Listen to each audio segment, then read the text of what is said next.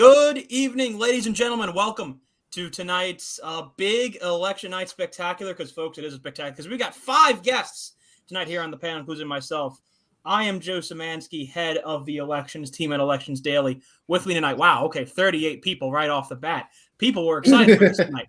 With me tonight, we have Eric Cunningham, our editor-in-chief, Dylan Brown, one of our chief contributors and top podcast producer. We have Jacob Walters, one of our more Intuit campaign guys and another contributor, and as well as Kris Greitens, one of our editors and one of our biggest guys as well. So welcome everyone tonight. Polls have officially closed in Missouri, Kansas, and Michigan. Obviously, there's a lot of races to cover in all 3 of those states. But otherwise right now, big night. I'm going to pass it off to Eric first to kind of go over some of the key races we're looking at tonight. Mm-hmm. Yep. So as of right now, we're waiting. I believe we've had a couple states have already closed or will be closing soon. We're going to be going all the way up to Washington. We're not sure how long that's going to go. We don't know how many votes are going to be counted out of Washington before we probably need to call it a night there. But some of the big ones we're looking for, Kansas has a referendum on abortion rights. The Supreme Court of Kansas declared abortion a right in 2019. There's an amendment on the ballot that would say the Supreme Court got that wrong. That would get rid of that Supreme Court ruling. In Michigan, there's a gubernatorial primary, which we're not. Tudor Dixon is expected to be the nominee there. She's got the endorsement of former President Trump, among others. And more importantly, all of her rivals have kind of dropped off. Rinke is dropping off particularly, and then Ryan Kelly, who was the big no-no candidate that Republicans did not want, has just fallen off the map completely after getting that federal indictment potentially for election conspiracies for the January 6th stuff. We got Missouri. We got races in Missouri. We basically got a really good night for you guys. And probably the big one, the one that's going to be the most interesting is Arizona. Perhaps they've got a gubernatorial primary and a Senate primary. We're going to see if the polls are wrong, or we're going to see if the polls are right. One of the two is going to be the case. Eric, congrats on your endorsement from Donald Yes, Trump. We could all be Mazel tov. This is a big moment for us. Yeah. Yeah, this is huge. I mean, again, it's not every day that President Trump just endorses, everyone. That being said, the Council of Erics has reached a decision, which is that Eric Greitens is no longer ERIC Greitens. He's ERICK Greitens. He's no longer eligible for that endorsement. So just a heads up there, that has changed in recent days. It's a real snub for Trump not to endorse Eric Prince. Mm-hmm. Yeah. I mean, yeah, that I will say that was genuinely one of the funniest endorsements maybe the funniest endorsement I've seen ever. It was genuinely hilarious. I think that's fair to say. Yeah. It's the troll version of what the New York Times did for president. He did what the New York Times did, just better. It's the why not both meme. That's that's essentially what it is. Except there are 3 Erics in the race. Yeah, 3, not 2. There's 3. There's the third Eric in the race there. I do wonder how many people are going to actually vote in for both Erics. That would be genuinely concerning, but I know there are people who will absolutely do that. I just want to meet whoever votes for the third one, thinking that's who Trump endorsed. Yes, that is the key voter demographic we're looking for tonight. But yeah, obviously polls have closed in Kansas, Michigan, and Missouri. Eric, of course, already talking about that key race in Missouri. But of course, there are some House primaries that we're looking at there in Missouri tonight. Both Vicky Harsler and Billy Long have retired from their seats in the 4th and 7th district, respectively, to run for Senate. Doesn't look like either of them will succeed, especially Billy Long, who at the last Trafalgar poll was found below Mark McCloskey by about 0.3 percentage points, which is a real rough decline for Billy there, who was very much betting all of his money on getting a Trump endorsement, which did not happen. Let's be very clear.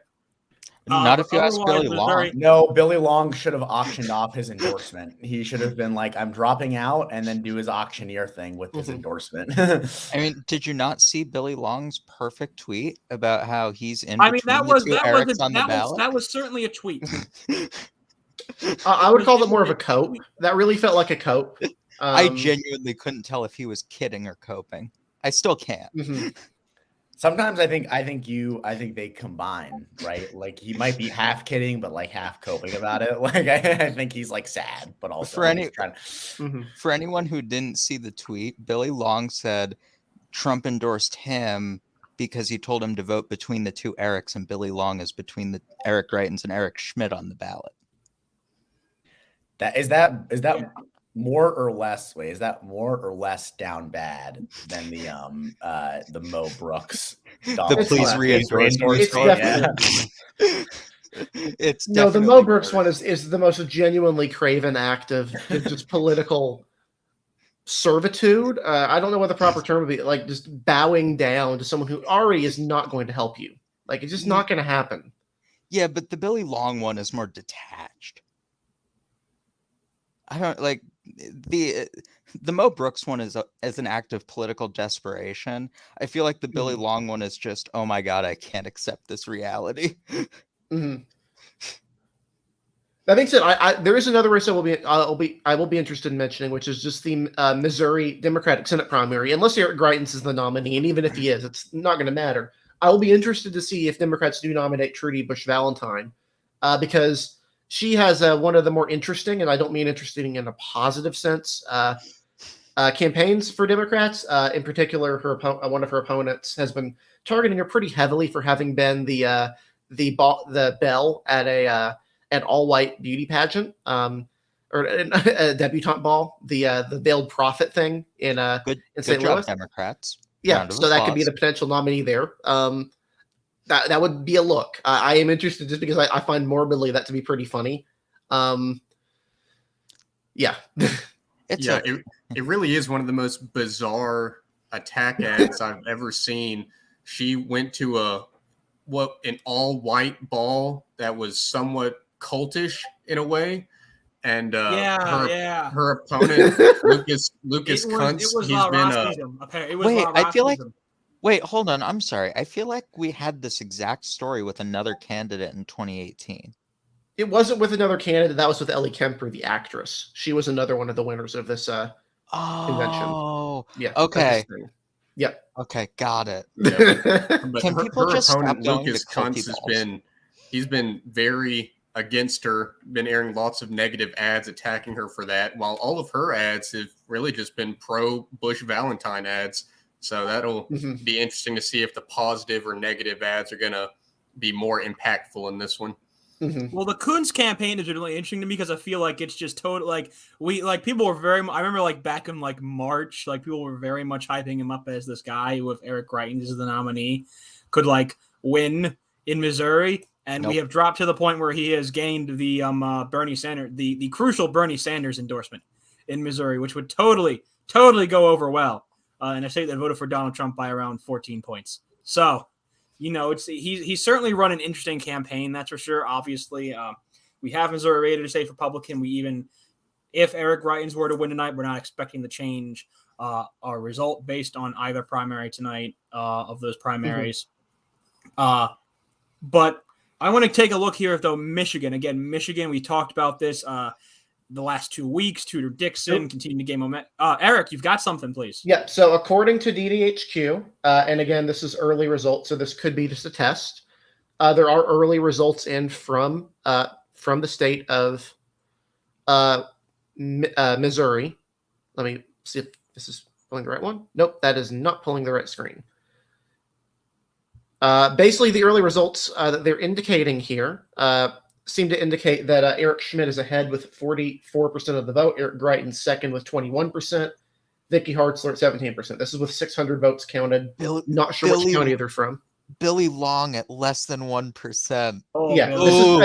This is all from. This is apparently now. Granted, I want to look at actually some of these results just to be sure, but this is particular. It seems to be coming from Lincoln County. Is what these results seem to be from. Oh. Yes. Yep. Now, Lincoln there are a lot County, of candidates. Yeah. I want to say that Lincoln County is outside here. There are so many candidates. Holy crap, there's a lot of names on this ballot. What the hell? But Lincoln County, it's one of those more, it's very much a rural, maybe some parts you could argue exurban. It's right there by St. Charles. That's a good result for Schmidt. In that early vote regard, then I'm going to double check the New York Times as well, just to make sure. It seems like the Times does have that. Yeah, result. Times has it. But all right. But how does Missouri count votes though?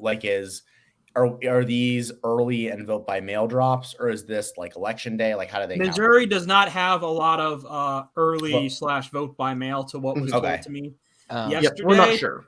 We're not sure, but this is at the very least, considering that DDHQ is saying that this is about in the county of Lincoln is about 4% of the votes in. I would say at least a chunk of this, I would say, is probably election Or day. this could be, if they have limited vote by mail, this could just be the vote, like the That's very true. limited vote by mail. That's very true. We And also one thing- have let's get a- results for the Democratic primary. All right, what's the Democratic result so far? Trudy Valentine up 48-22 Yes. over Lucas Coons.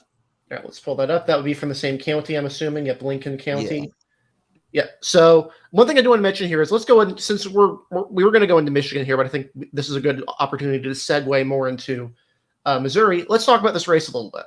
Obviously, Eric Schmidt had been gaining in the polls in recent weeks. Vicky Harsler was the candidate that Josh Hawley had endorsed. The other senator, junior senator from Missouri, had endorsed her, had heavily lobbied for Trump's endorsement. Trump turned her down and turned her down publicly and fairly virulently.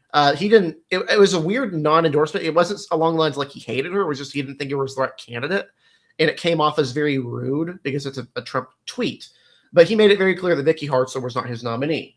That being said, polls have also shown Greitens potentially falling into third behind Vicky Harsler and Schmidt in first. Why is Eric Greitens fallen off? Well, Eric Greitens has some very, very, very severe personal issues. To put it mildly, child abuse, spousal abuse, on top of everything he had to resign for governor over. Josh Hawley does not like Eric Greitens. That's another big factor here. So Eric Greitens has been positioning himself. Yeah. Josh Hawley or Eric Greitens has been basically positioning himself where he needed a Trump endorsement to win, and he needed a Trump endorsement like 2 weeks ago. This isn't a situation. I always saw Joe saying this. This isn't a situation where Trump can just endorse overnight. If he had even endorsed Eric Schmidt or Eric Greitens, this isn't a situation where that wouldn't have fixed the problems if the polls are correct. You don't gain 15% in a poll overnight. You don't gain 50% overnight because of a Trump endorsement. And that's basically what he would have needed to from these polls. Well, also remember Trump's not on Twitter anymore. So even if like think about how hard it is to get that kind of boost overnight, and now think about how hard it is when you're only on Truth Social.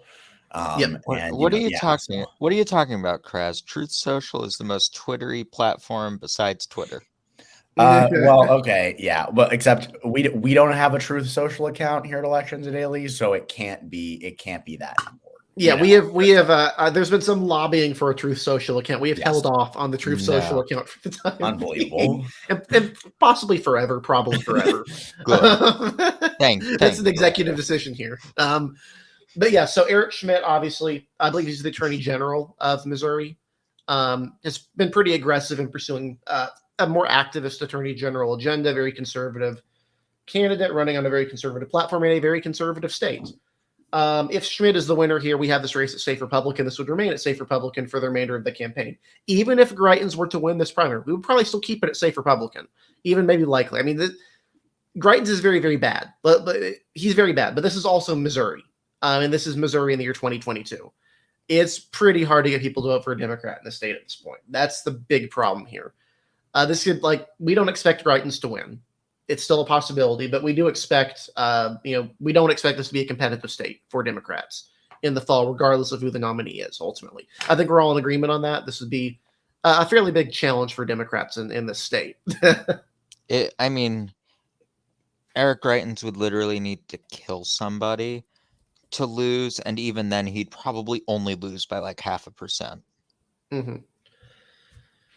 Yeah, it's like it's a different political world from 10 years ago. To put it out there, I've been told to expect a drop from Oakland County in Michigan very soon. So that's big, not just for the gubernatorial primary on the GOP side, but also the Michigan 11th Democratic primary between Haley Stevens and Andy Levin. I've been told to expect that drop on DDHQ imminently. All right, so let's switch over to that then. Let's go into Michigan. Let's talk a little bit. I do want to point this out. I see Jonathan Reutenberg in the chat here, but we've talked about it a couple of times. Jacob knows this for sure from his from the state of Mississippi, but we've seen this a couple times this year, where incumbent Republicans in the House have sometimes surprisingly been given a bit of a lower percentage than expected. Watching Missouri's 6th district right now, Sam Graves after that first drop in Lincoln County, only polling around 41% of the vote right now. In his House primary? In his House primary. He's only pulling around 41% in that first drop from Lincoln. I don't know why that could be, but I just want to point it out there and saying that that result is out there. So we need to find out if his opponent's a nut job. I don't want to speculate too much. I will say I wouldn't be surprised if in the future he faces an issue. He's very big in the Republicans in the transportation committee, but the big thing is that he supports a vehicle miles traveled tax. But I don't think there's been a campaign against him. That's the strange thing. He is like the point guy for Republicans on that committee. I mean, I'm going to check this just to make sure. And before we go on to Michigan, I also want to point out that one of the reasons why we've seen Eric Schmidt kind of surge in these last few weeks is the sheer amount of difference between outside spending with the different candidates. There has been $8 million spent opposing Eric Greitens in the last few weeks and $7.5 million supporting Eric Schmidt. And none of the other candidates have really had any kind of financial support like that. All the campaigns have raised close to the same amount of money, but that outside spending is way, way disproportionately helping out Schmidt and way opposing Eric Greitens, which, to be expected, the Republican establishment and most normal Republicans really can't stand Eric Greitens. Yeah. There's a lot of distrust. Like if you talk to the Dana Lash wing of the Missouri Republican Party, they don't trust him because he was a Democrat before he was a governor. They didn't trust him when he ran. There's been that's some trust definitely issues. The most objectionable thing about Eric Greitens. Yeah. Well, no, they don't like him anyway. The MAGA wing, a lot, like he's got his base, but like you'd be surprised how many people in that sphere really don't like Eric Greitens, not just because of that, but because of the stuff that he's been accused of. Yeah. There's a nihilist wing there, but like this is something even Trump people are looking at and like this isn't a good thing.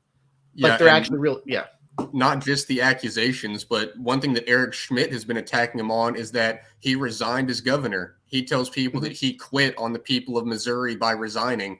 And, a lot of the MAGA people can they think that all these scandals are like the fake news media coming out to get you, but they don't really respect you quitting and running away from it. So his resignation as governor has really disappointed a lot of the more right-wing people who don't want you to back down, if that makes any sense.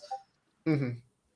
Yeah. So again, and I do want to mention real quick, I did confirm Mrs. Grease is the ranking Republican on the Transportation Committee. I want to actually see more results because this could just be one weird county. I don't expect this to be close, but I would not be surprised if in the future he faces an issue over this because the mileage tax is not very popular, and he has been a very big proponent of this. He wants to test it on post office vehicles, among other things. Sorry, we have our first results in from Michigan 11. Andy Levin is up 59-41. That is a reporting error from what I've seen on Twitter. Yeah, DDHQ is not reporting anything right now in that primary. That would be incredibly odd. Yeah, no, I've seen this on Twitter. It is a reporting error. If you would check the Oakland County Board, it has those results flipped. Yeah, I was going to say also New York Times does have one county of results from Kansas now. Shawnee County, home to Topeka. Right now, nothing too surprising in the primary results there.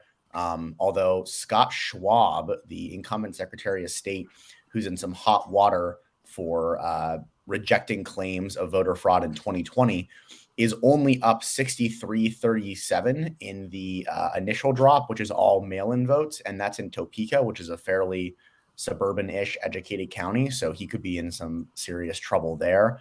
For Attorney General, Kris Kobach is in second. And in the abortion referendum, the pro-choice side is winning that early drop 70-30. And so according to Ryan Brune, just for reference, because referendums work a little bit differently than partisan elections, according to Ryan Brune on Twitter, Brune Elections, he thinks that the pro-choice side needs to win Shawnee about 60-40, a little bit under 60-40 to be on pace for a tie. Depending on how red election day is or how pro-life election day is, we'll see how this shakes out. There's about 30% of the vote reporting in from Shawnee right now. I do want to go into Michigan though, because we're going to get some more results coming in there soon. Let's talk about the two races. The Michigan governor race we'll talk about second. I want to talk about the District 11 primary because it's actually genuinely fascinating to me. in recent weeks. I know we had some discussion in the chat over a really bizarre thing that some of the endorsers of Levin had done, holding a Jewish holiday event in a way that could not possibly be attended by not only even remotely observant Jews, but like any Jews in general, among other things. This has kind of turned into a proxy war over Israel, of all things. Haley Stevens and Andy Levin are basically identical voters in Congress. They vote very similarly on virtually all issues. There's very little difference between the two of them. What has been the difference in this primary is Israel. Haley Stevens has been backed by AIPAC, and Andy Levin, who touts himself as the only pro-two-state solution Jewish Democrat in Congress, he has been facing a lot of attacks on that. He's not a supporter of Palestinian issues per se, but he's certainly more open to the Palestinian cause than a lot of other Jewish members of Congress. On the Democratic side, he's been vocally supportive of Rashida Tlaib and Ilhan Omar, among other things. Has supported a two-state solution, has supported withholding aid over settlement issues. That's what this has turned into a proxy war over, ultimately. AIPAC has picked their fight, and they have picked Michigan 11 as being the go-to here. To the tune of about $11 million in spending for Haley Stevens. I want to point out we've got some more results in the Missouri Republican primary here. Yes, we do. Ray County and Camden County. Camden County, I believe at the very least, Camden County is part of Vicky Harsler's Missouri's 4th congressional district. She is winning there by 4 votes with Eric Schmidt in a very close second. Schmidt is winning Ray by only 3 votes over Harsler. With the very small amount of results in right now, we've only got about 1,300 votes in currently in Missouri. Schmidt is in first with 36.6% of the vote. Harsler is in second with 25%, and Greitens is in third with 19.6%. So none Billy of those Long results only has 4.5%. That's behind Mark McCloskey. So not particularly a good start for Greitens. Again, as we said, Missouri does not have a lot of mail-in or election day ballots, and I would say that Harsler is at least happy that she's showing some ground there in those Kansas City kind of metropolis area there, and that's around her own congressional district there. She's the 4th. She takes in some of those Kansas City suburbs in that district. With that in mind, I would say Harsler. I don't think, looking at these early ballots, it's going to be her. But at the very least, I would say she's at least happy so far with the early performance that she's showing right now. I would say she's at least keeping herself in contention. Yeah, the problem is her congressional district is only one part of the state. Even if she wins every county in here, plus all the Billy Long counties, if there's any, Billy Long's congressional district, it'd be pretty hard for her to be in contention here. But finishing ahead of Greitens would be pretty interesting. I do want to go to the Republican governor primary in Michigan. We have some early results in. According to DDHQ, Tudor Dixon is up 47% of the vote. Kevin Rinke at second with 24%. Ryan Kelly in third with 13%. And Garrett Soldano in fourth with 12% of the vote. In the 11th District Democratic primary, Haley Stevens leads Andy Levin by 17% with 31% of the vote counted. This is, again, according to DDHQ, who we use for our election results here. Worth noting in the District 12 primary as well, this isn't what we're focusing on. Tlaib is not facing any sort of real opposition here. 10% of the vote, and she's winning by 30%, but with about 56% of the vote. That's about what you I also want to point out the 10th district primary here on Mm-hmm. both sides. If you could show the Democratic primary, the 10th here for the Democrats here, Eric. Yep. Carl Marlinga is the favorite Democratic candidate. However, he's only up by, as you can see, only up by about 9.5% in that first drop. And it's no surprising on the Republican side, John James up massively in that first drop. James is up 92-8 over his primary opponent. No surprise there. So no surprise there at all that James is a pretty clear and obvious favorite right now in that race. Yep. No surprises so far. This is all roughly in line with what we were expecting in a lot of these states here. Yeah, this is lines up pretty well with what we were expecting.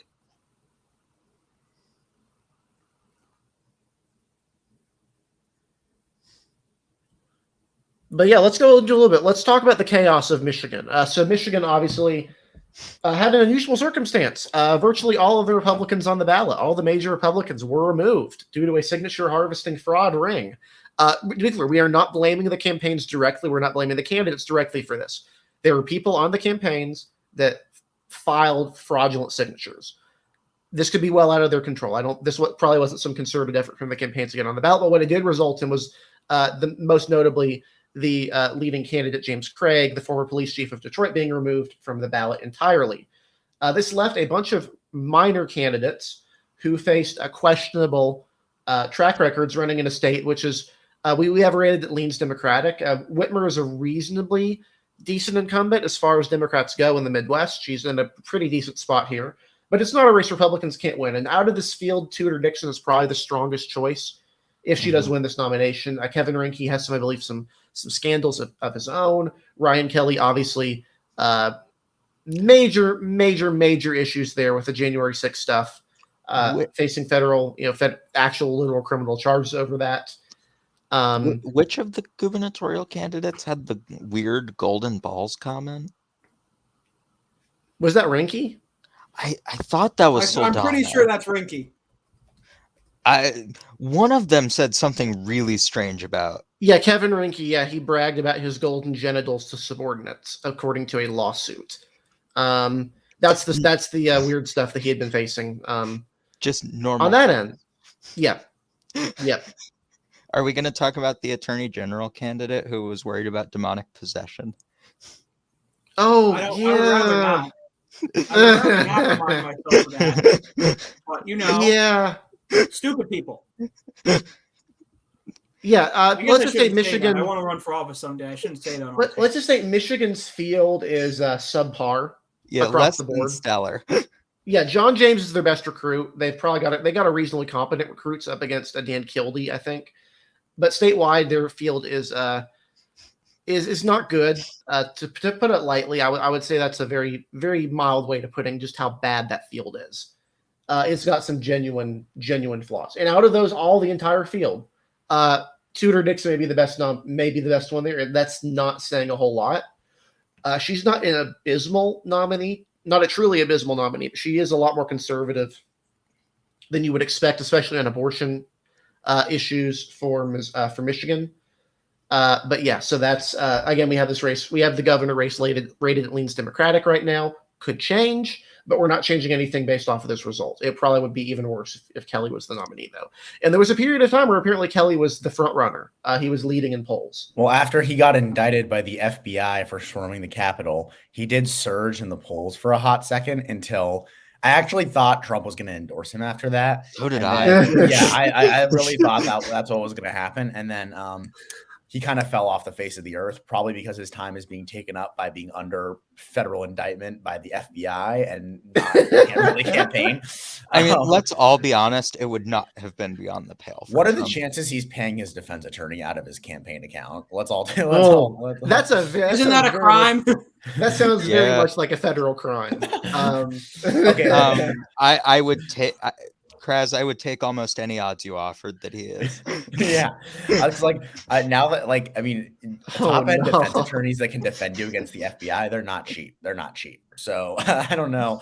I don't know. Yeah, he better have a really good defense attorney because. Yeah. Don't they have him on camera? Yes, they have him on camera. Yeah, they have him on camera. They have him on camera 3 times. Yeah, you're gonna need. They have him on camera. You're gonna need a really, really good. You're gonna need the best defense attorney.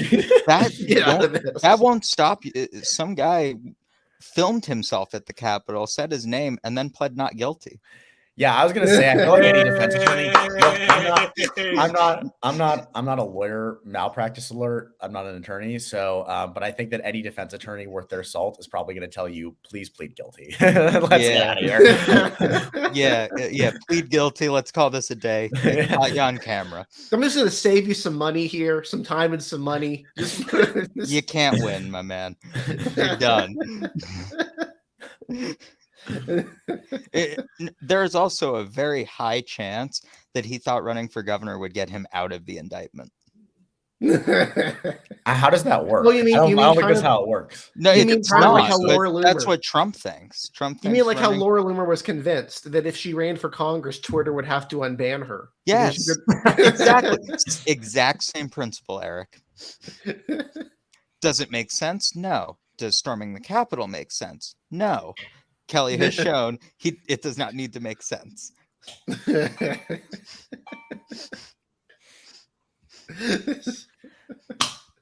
I wish there was a little more eventful stuff going on because this is pretty normal right now. Yeah, Looks like New Dave York Wasserman has Times- called it for Tudor Dixon. Yeah, that is true.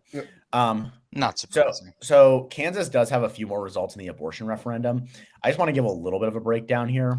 Oh, hold on. Also, we have good news. Aaron Coleman is losing his primary at last. Oh, that's let's go. At last. The terror of Kansas. To be clear, Aaron Coleman has gone on a string of scandals in Kansas that have put the best thing is like. Oh, what? I don't know where these results are from. Yeah. But if you would check Missouri's 3rd congressional district, I'm kind of hoping these are test results right now. This is a little bit weird. Oh. So incumbent Blaine Luetkemeyer, I don't know the hell to say that name, but it's Camden County came in, and he is in 3rd place in those votes apparently. I doubt this. This seems like test results. Well, we're certainly going to see. Mm-hmm. But that's, the way you were reacting there, I was worried it was my microphone again. No, your mic's still good. You would have heard a lot more. Yeah, but no, what I was going to say here is that I forgot what I was going to say. That's Aaron Coleman and his scandals. Yeah, he's the Madison Cawthorn of Kansas. In fact, his crime spree has kind of been rivaling Ezra Miller in terms of the frequency of these sorts of criminal actions and events. Man, thank you. I would say that's harsh even on Ezra Miller.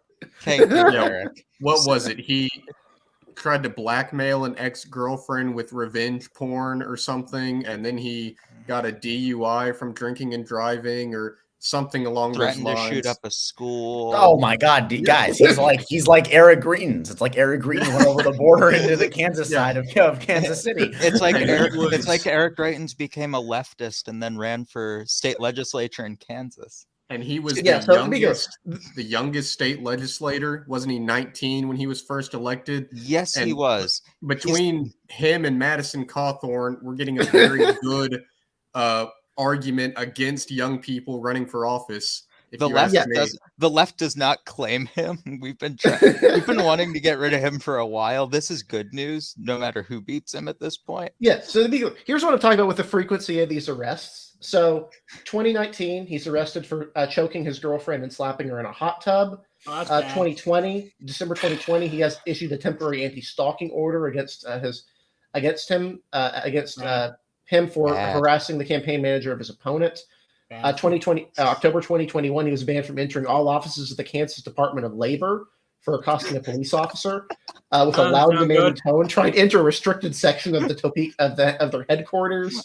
I'm sorry, October again, later that October, they're arrested on a domestic violence charge. And then in November 2021, he was arrested on suspicion of DUI. A tumultuous couple of weeks for him right there. Thankfully, it appears to pretend at the end of his political career. Yes, that was a couple of weeks. Just the establishment going out to get him. He's a threat to the establishment. You laugh, but that could very well be an Intercept article, and that was an Intercept article back before he went really crazy. Yeah, I remember. The Intercept does some great reporting, and then they do that.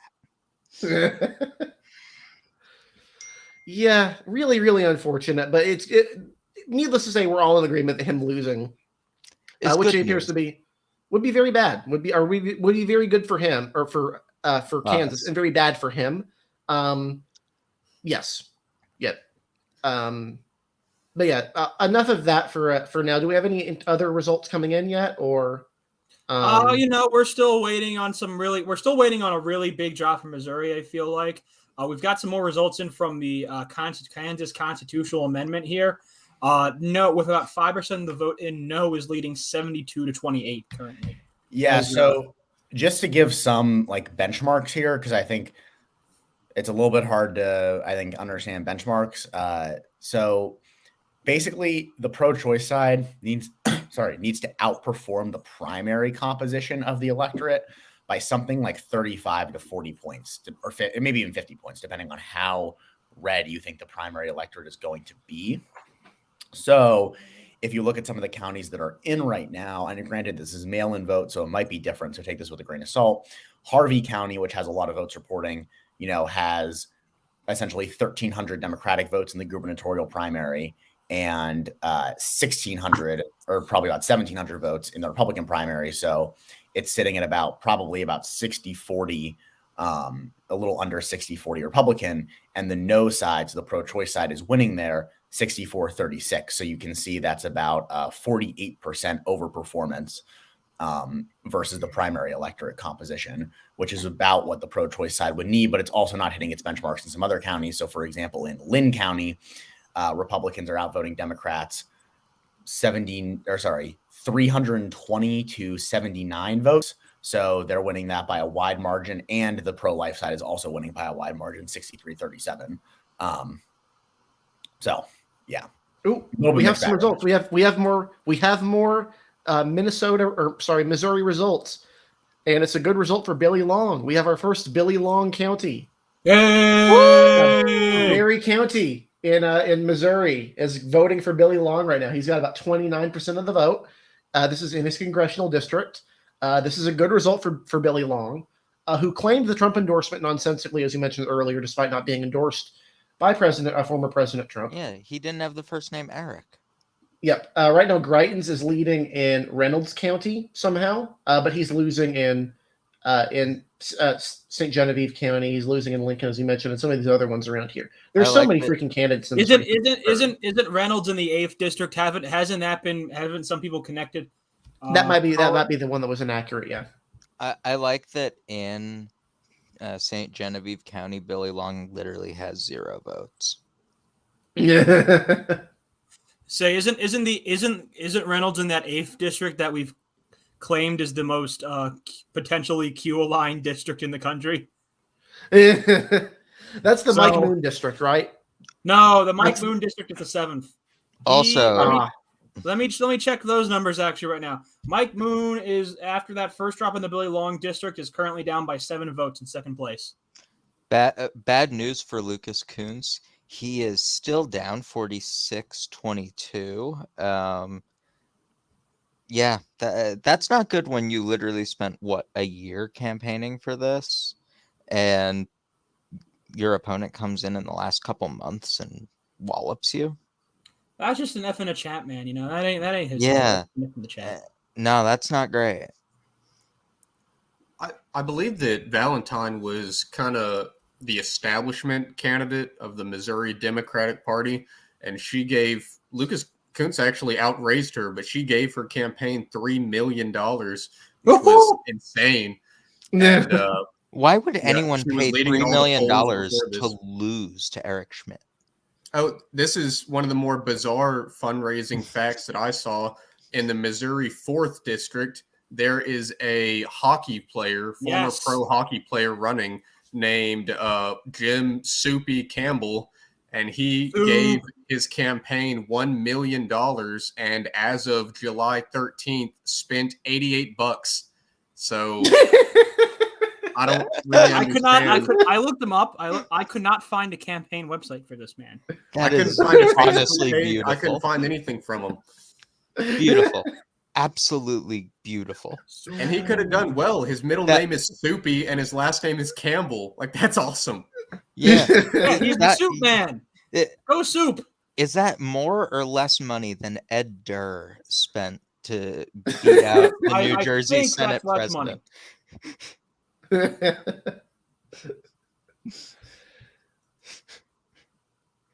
I think. I don't know. Maybe I'm wrong, but who knows? But speaking about that race, this is also kind of bizarre. The results that I see from that race has Taylor Burks in the 4th district in Missouri, currently in 6th place, which is really bizarre because she outraised most of the field. She raised a ton of money, and the first place candidate at the moment is Mark Alford, who outraised most of the field, and he was a former TV anchor, I believe. So I guess that just goes along with the trend we've been seeing of TV anchors doing well in these primaries. Hooray for the TV anchors. Hooray. Give them all a clap, everyone. Everyone clap. All right, folks. No surprise here, but I do want to point out DDHQ has now called the Michigan 12 Democratic primary for Rashida Tlaib.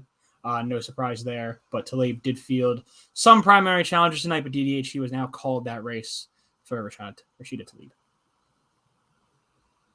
92 viewers tonight, guys. I want to say this right now.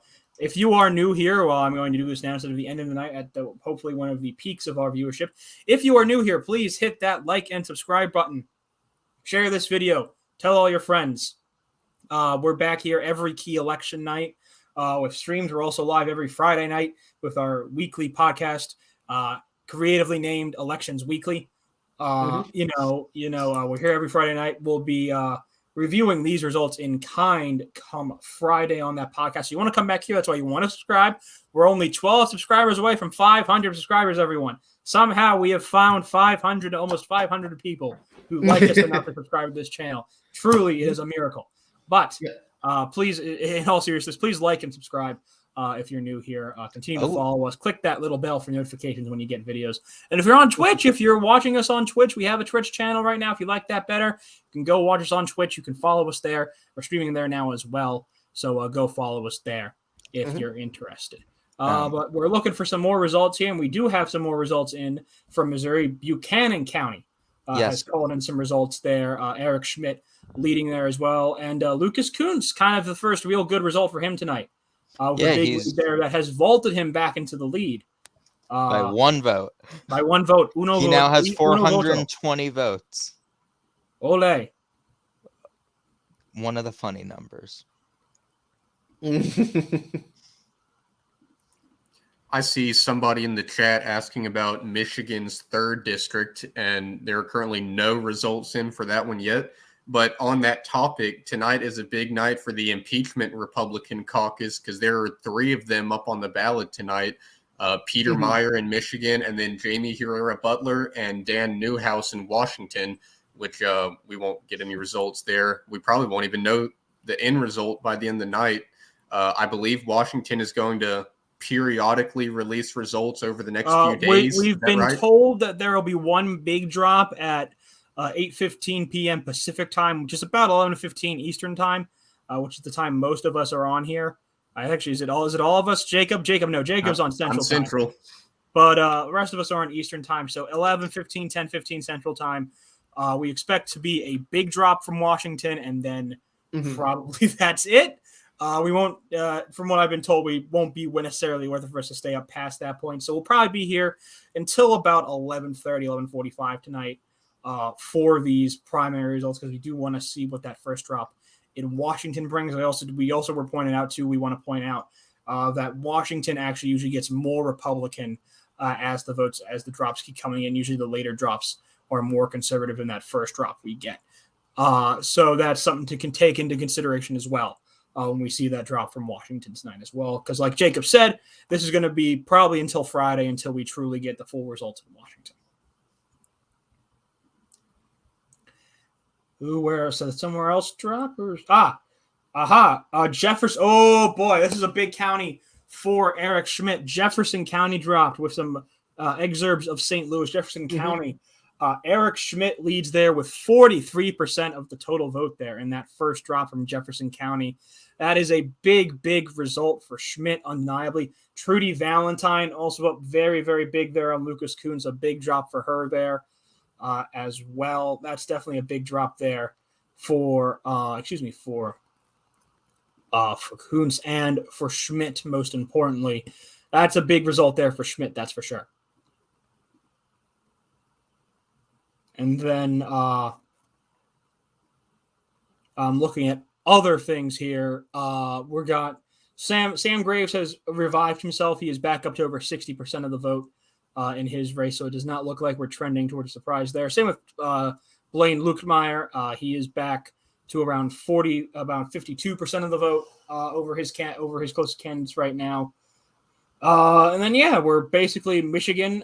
John Moonlar led the early ballot drop there in some of the first numbers in from the 2nd district. He is facing a primary challenger from Tom Norton.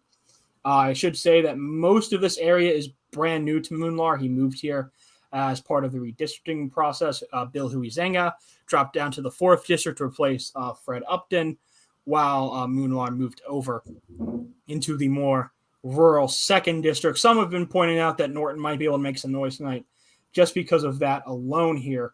I do want to point out we still have yet to have any results in yet from any area of the 3rd district, it looks like at this point. Obviously, that's the big GOP primary we're watching tonight in Michigan. I'm sorry, Michigan. Sorry, never mind. The third district in Michigan, it's Muskegon, Ottawa, and Kent counties. There are no results yet out of those counties yet, at least on Michigan's 3rd. We're still very, very much. This is one of the places where we could be waiting on these seats. I want to say this is one of those places where we could definitely be waiting on some results. Is the 3rd district? It's one of the more westernmost districts of the state. This is one where we could still be waiting here for. I don't want to say a long time, but at least a decent amount of time tonight. We could be waiting on results here from the 3rd district. Really, it is the key race tonight for Republicans. Most of these other primaries were going the way we expected. Paul Junge in the 8th district, he was the favorite Republican candidate there. He's up with about 57% with the first numbers coming in right now. As you said earlier, John James up massively. He's up 91-9 right now on his primary challenger. I don't believe we have any results yet from the 13th. No, no, it does not look like we have any results yet from the 13th district. Obviously, that's going to be an important Democratic primary on the Michigan in Michigan tonight. That's the new Detroit-based seat. Multiple candidates going. That's a cursed primary. That's a cursed primary. Nothing good is happening there. Certainly interesting race. Sri Thornadar, the well-known guy who has tried to buy himself a congressional seat numerous times, who finally bought himself a state house seat in 2020, may finally buy himself that congressional seat. He is one of the considered top 3 candidates. Honestly, I'd be shocked. I mean, if he actually wins, does the guy have? I don't know anything about him. He's just rich and just spends a lot of money in his primaries. That's all. That's literally all you need to know about him. And when he goes to Congress, if he goes to Congress, that's going to be what he votes as. Ladies and gentlemen, we have a call in Michigan's 11th District Democratic primary. Decision Desk HQ has now called that race for Haley Stevens. Haley Stevens will beat Andy Levin in that primary, in that incumbent race. Andy Levin will become it's the first time that Levin will not represent either the whole or part of Michigan since 1979. I believe that was, I forget which Levin it was. Carl Levin, I believe, the Senator Carl Levin was the one there. Do we get to play? I've been told we have Michigan 03 results, and it is not a great result for Peter Meyer. John Gibbs leading the first drop out of Ottawa County, 63-37. Ooh, that's yeah. Dylan makes a good point. Worth noting, prefacing it, Democrat endorsed and backed. John Gibbs. Yeah, John Gibbs. Seriously, are we playing taps? We have 2 incumbents going down already. Yeah, we should play. Oh, yes. Oh, wait. Yes. Yes. I forgot. Andy Levine. Dylan. Yes. Thank you for reminding me. Yes. Thank you for reminding me. You're welcome. If I have to lose Andy Levin tonight, I don't know if Jacob's watched these before, but if you're new here, which I bet many of you are, for the primary season, whenever an incumbent loses their primary, whether we like said incumbent or not, we play taps for them as a show of respect to the end of their campaign. So if you will please right now take a moment of silence, salute the flag as we present taps for Andy Levin tonight.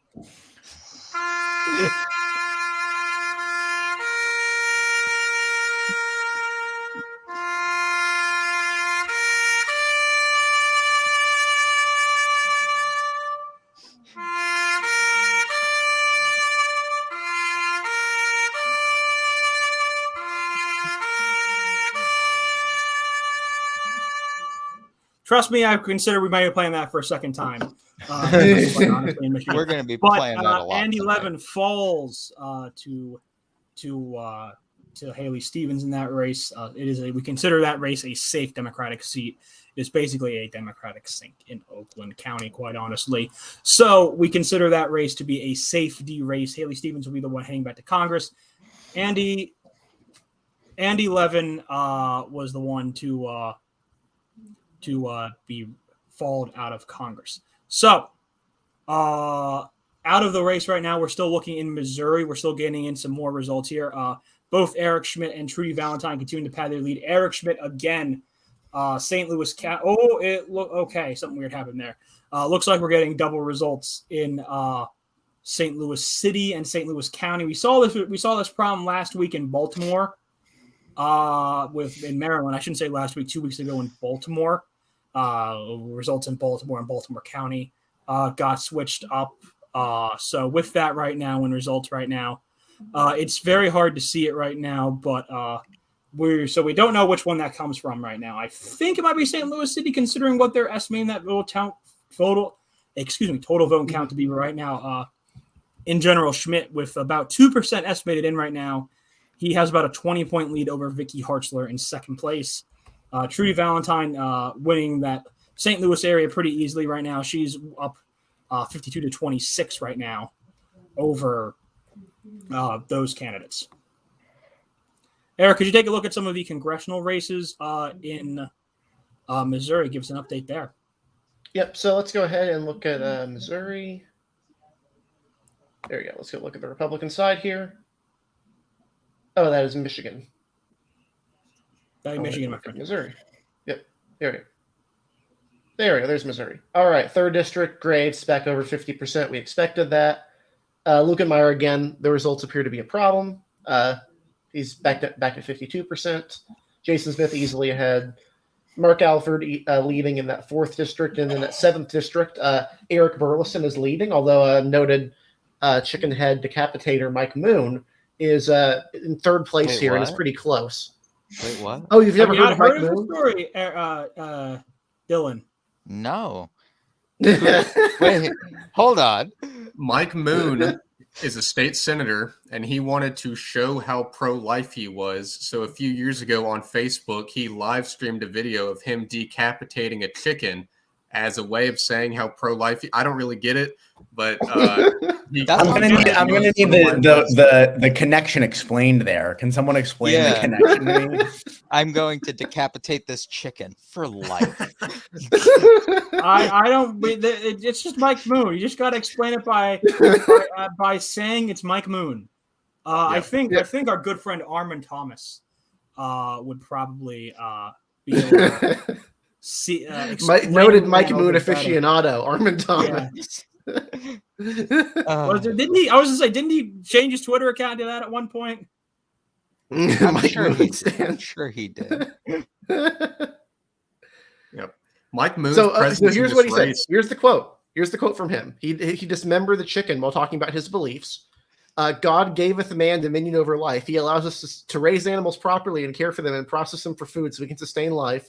That's what I'm going to do with this chicken. Then it showed him cut to him pulling out the chicken's insides, and then he talked about abortion while he was pulling out organs. Said we need to get to the heart of the matter, and he wanted to support a bill that's going to stop abortion in Missouri, and I hope he'll support it. Talking about abortion while pulling the insides out of a chicken is a live on Facebook. That is a choice. Did he complain about censorship when Facebook probably pulled the video down? Or, gore? It's just a chicken. Yeah. Mike Moon's presence in Chicken Run? It's only a little bit more graphic than that. No, I've never seen Chicken Run, so.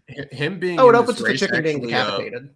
It concerned a lot of the more conservative people in the district, because Eric Burleson and Mike Moon are both Freedom Caucus types, and Burleson was backed by Ted Cruz and the Club for Growth, and they were all concerned that Mike Moon being in the race would kind of split the conservative vote and have the more moderate state senator Jay Wasson kind of sneak in through there.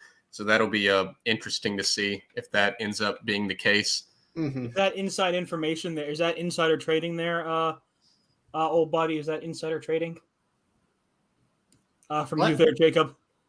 Insider trading, insider information, the insider trading. Oh. Is he making predicted money off that knowledge? Otherwise, I don't know that you could call it insider It was trading. A joke. It was a joke, gentlemen. It was a joke. Maybe a poor attempted one, but it was a joke.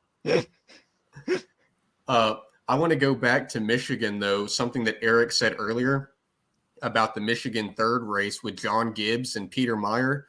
During the last few weeks, the Democratic Congressional Committee has spent $435,000 airing an attack ad where they attacked John Gibbs for being too conservative for Michigan in an attempt to kind of boost him with Republican voters, because this district is one that Biden won by 9 points? 9 points. Yeah, so they want John Gibbs to win, and it's important to note that the amount of money that Democrats are spending airing this attack ad is more money than John Gibbs himself has raised for his own campaign. So his entire campaign is literally subsidized by the Democratic Congressional Campaign Committee, which is pretty interesting. And I want to mention just how stupid I find this, just on a specific level. If you're a Democrat, you want Republicans to work with you and pass legislation. Probably. You would prefer that to happen. That'd be a good thing. Why are you going to run ads against people who voted with you on something really important?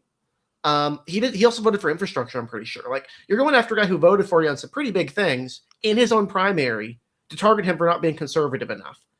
Why would you work with a party that's doing that? I don't think people are realizing the big picture, just how really bad that is. That is a very bad look. That's not a good thing. That can be really destructive.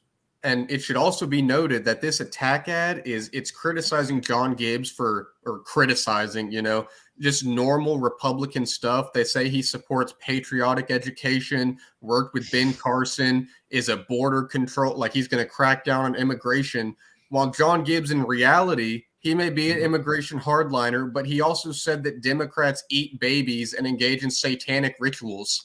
So these kind of ads are kind of normalizing this bizarre nutcase of a candidate, and they're treating him like he's just some normal guy. No, well, they're treating him like that until he wins the primary, in which case he is the enemy of democracy. He must be defeated. Yeah, and then he's a threat to democracy. Yeah, and you must put country over party and vote against him, because country over party. Look, the correct message is the second one, that John Gibbs is a threat to democracy. You don't spend money on threats to democracy. Even if Peter Meyer is the worst of the worst, and he's not one of the worst Republicans in the House, he would still be less of a threat to democracy than John Gibbs.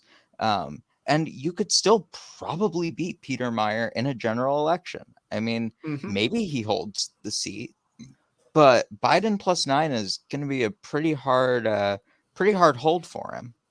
And he's having issues on his own in that campaign. It's not like he was.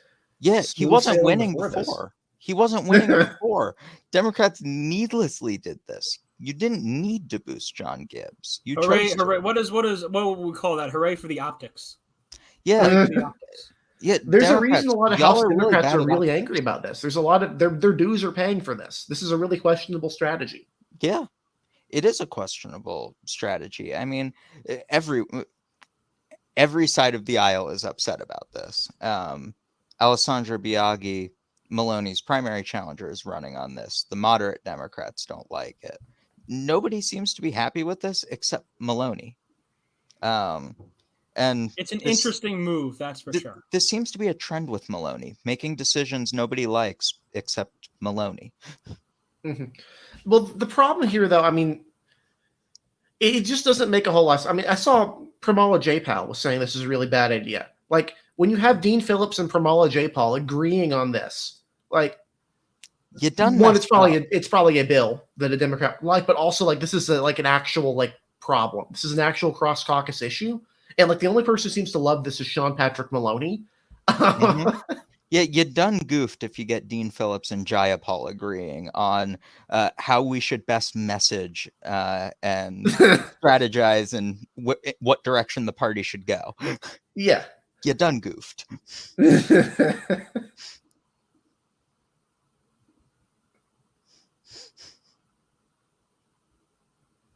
Let's talk about Kansas and the Attorney General's race there. Yeah, this is bad.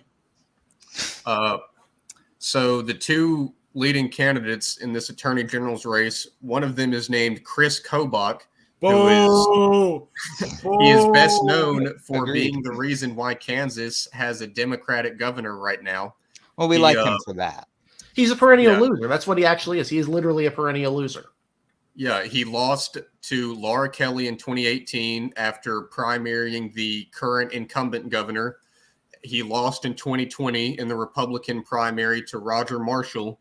and now he's running for attorney general. And a lot of the Republican establishment or the more mainstream Republicans are backing state senator. I think she's a senator, Kelly Warren.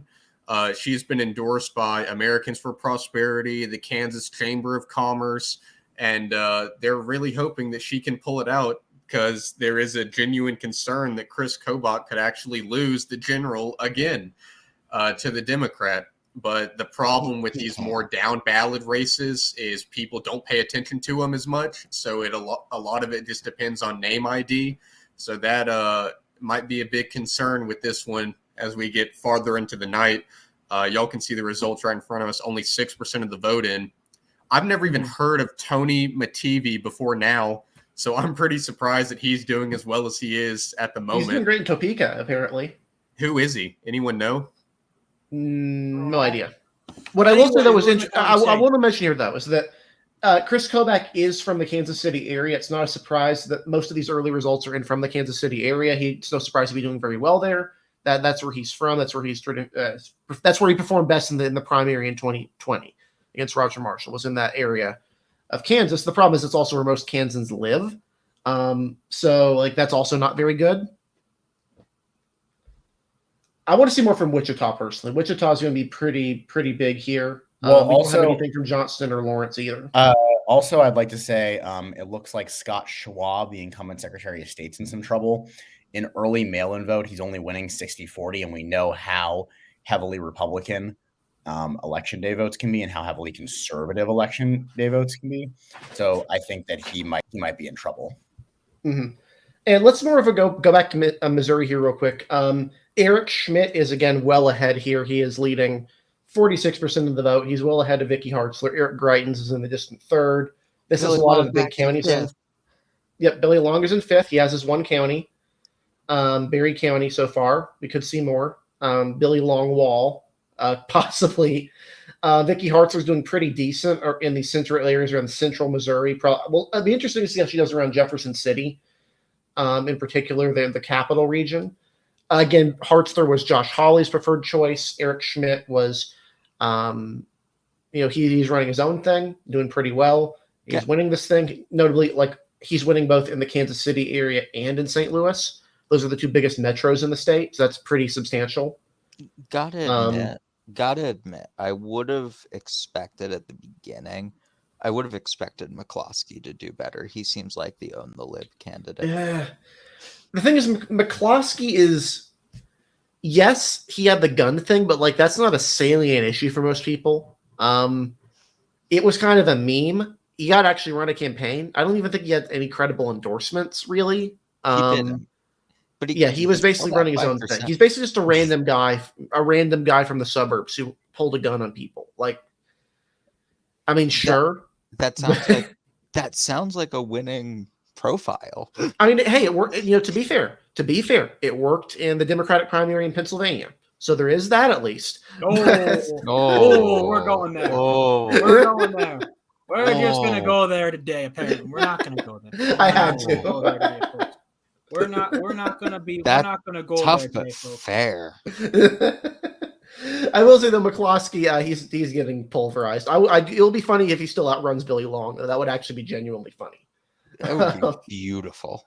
Well, yeah, Billy right now Long, he's Billy Long can join Mark Walker in the club of people who have no money but buy a campaign bus anyway.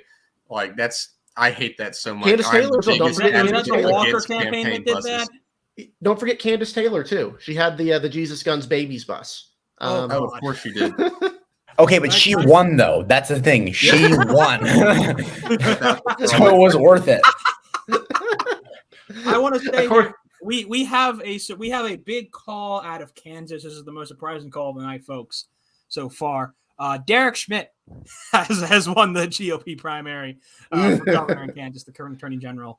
Obviously, that was very much expected going into the night. As expected, Derek Schmidt versus Laura Kelly for the Kansas gubernatorial race. We consider that to be one of the marquee races of the year this year. So it'll be very interesting to see where that ends up for us today. Anyways, here, looking elsewhere tonight, going through a quick update right now. In Missouri's, according to the DHQ, Missouri's 4th District, Mark Alford has the lead over his closest candidate, Rick Bratlin, in the 4th District to replace Vicky Harsler. In the 7th District, Eric Burleson leads Jay Wasson by about 20 votes. Mike Boone is only slightly behind by 23 votes. He so far leads the race to replace Billy Long in the 7th Congressional District. These are both heavily Republican districts. Safe R districts indeed. In Michigan, it is Tudor Dixon. In fact, that race has just been called, folks. DDHQ can now project that Tudor Dixon is the Republican nominee for governor in Michigan. That race has been called. It'll be Tudor Dixon versus Gretchen Whitmer in the GOP in the Michigan governor's race, as we expected going into the night. Again, we haven't seen really all that many surprises so far tonight. I do want to say it is 9 o'clock Eastern time here. That does mean, folks, I can't believe we skipped this over here, but I do believe that means that polls have closed in Arizona, I think. Oh, no, I'm wrong. Because polls don't close until 10 o'clock in Arizona. Excuse me. We also have some results out of the 1st District primary in Missouri on the Democratic side. Oh, okay. What do we got, Eric? I mean, excuse me, Dylan. What do we have? That's your ball court.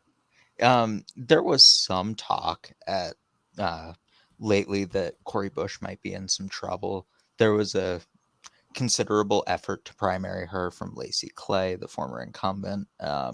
Recruited a very questionable opponent. Questionable is a nice word there. Very questionable. But it doesn't seem like it's amounted to anything. Cory Bush is up 64-30 over Steve Roberts, with only about 5% of the vote in, but about 6,000 votes. I don't expect that to change. Cory Bush is pretty safe. She was outspending Steve Roberts by quite a bit, so this is not a surprise. But polls had her ahead, but not above 50%. So there was room for error. So Bush trending pretty quickly to a victory here, folks. We hit the 9-10 mark. Excuse me for my earlier error there. That means we are about 50 minutes away here from polls closing in Arizona. So I do want to get some discussion here tonight.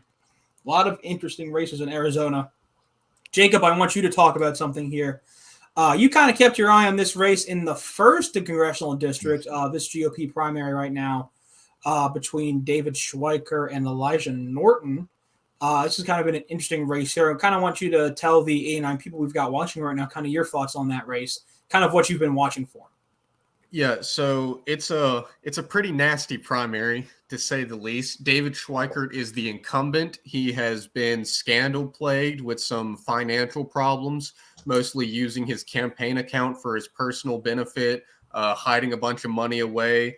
And he has a few opponents. The one who has more talk about the potential to actually defeat David Schweikert is a man named Elijah Norton. The best thing Elijah Norton has going for him is about $4 or $5 million that he has given himself.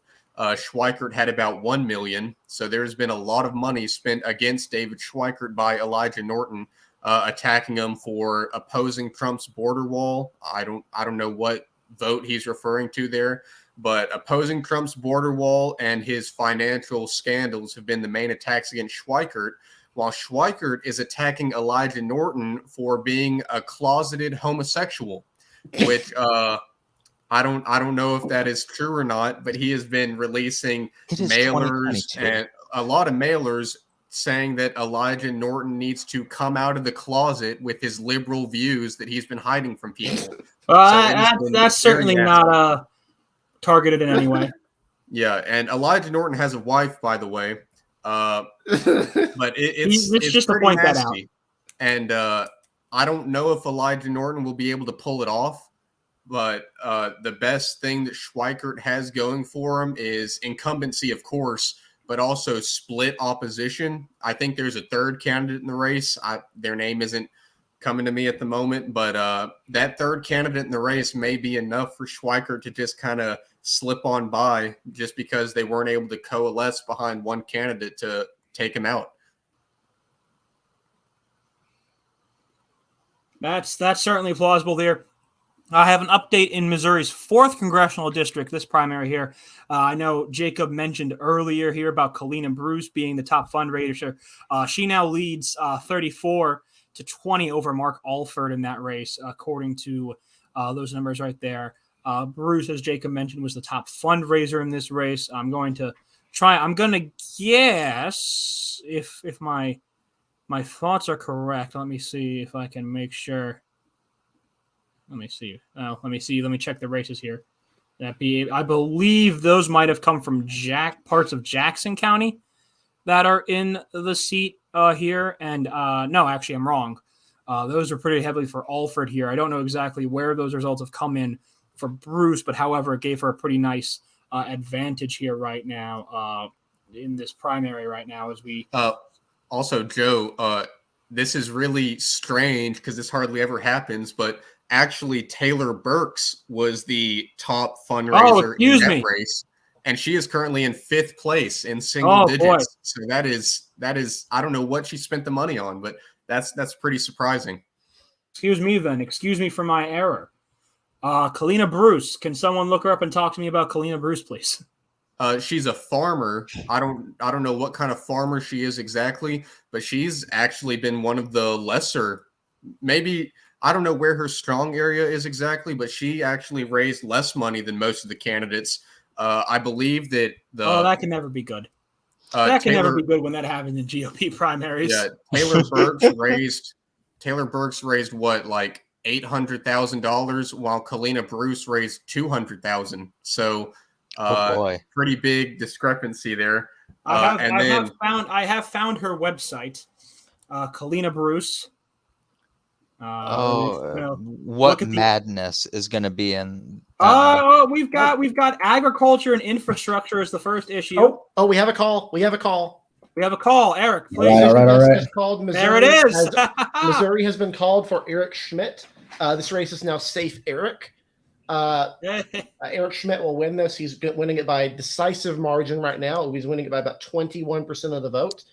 A big win for Eric Schmidt, not a big win for Donald Trump, who for some reason did not endorse Eric Schmidt specifically. He endorsed all 3 Erics running. So not sure what he was thinking here. This is a big win for Trump. Yeah, Eric won. Yeah. Eric won. Yep. Hooray for Eric. Everyone applaud for Eric. Yeah. But and for those of us who are asking, we're not going to do taps for Eric Greitens because he does not deserve it. What he deserves is that is true. That is true. I would not even ask. Yeah. As fun as I think the bit is. So, okay, apparently. I want to say I've looked at Bruce's website. There is actually not a mention of elections, actually, from what I can tell. The issues are healthcare, national security, education, socialism is bad, government spending, constitutional rights, and agriculture and infrastructure. So maybe, even though she is not a maybe well-known candidate, does not seem to be a Q candidate at least. So we have that. Is it bad that that's a bit of a letdown compared to the guy in Mississippi? Oh, who was that guy? Yeah. The one who supported I know who you're talking about. wedding gift. Oh yeah. Who's Michael Cassidy?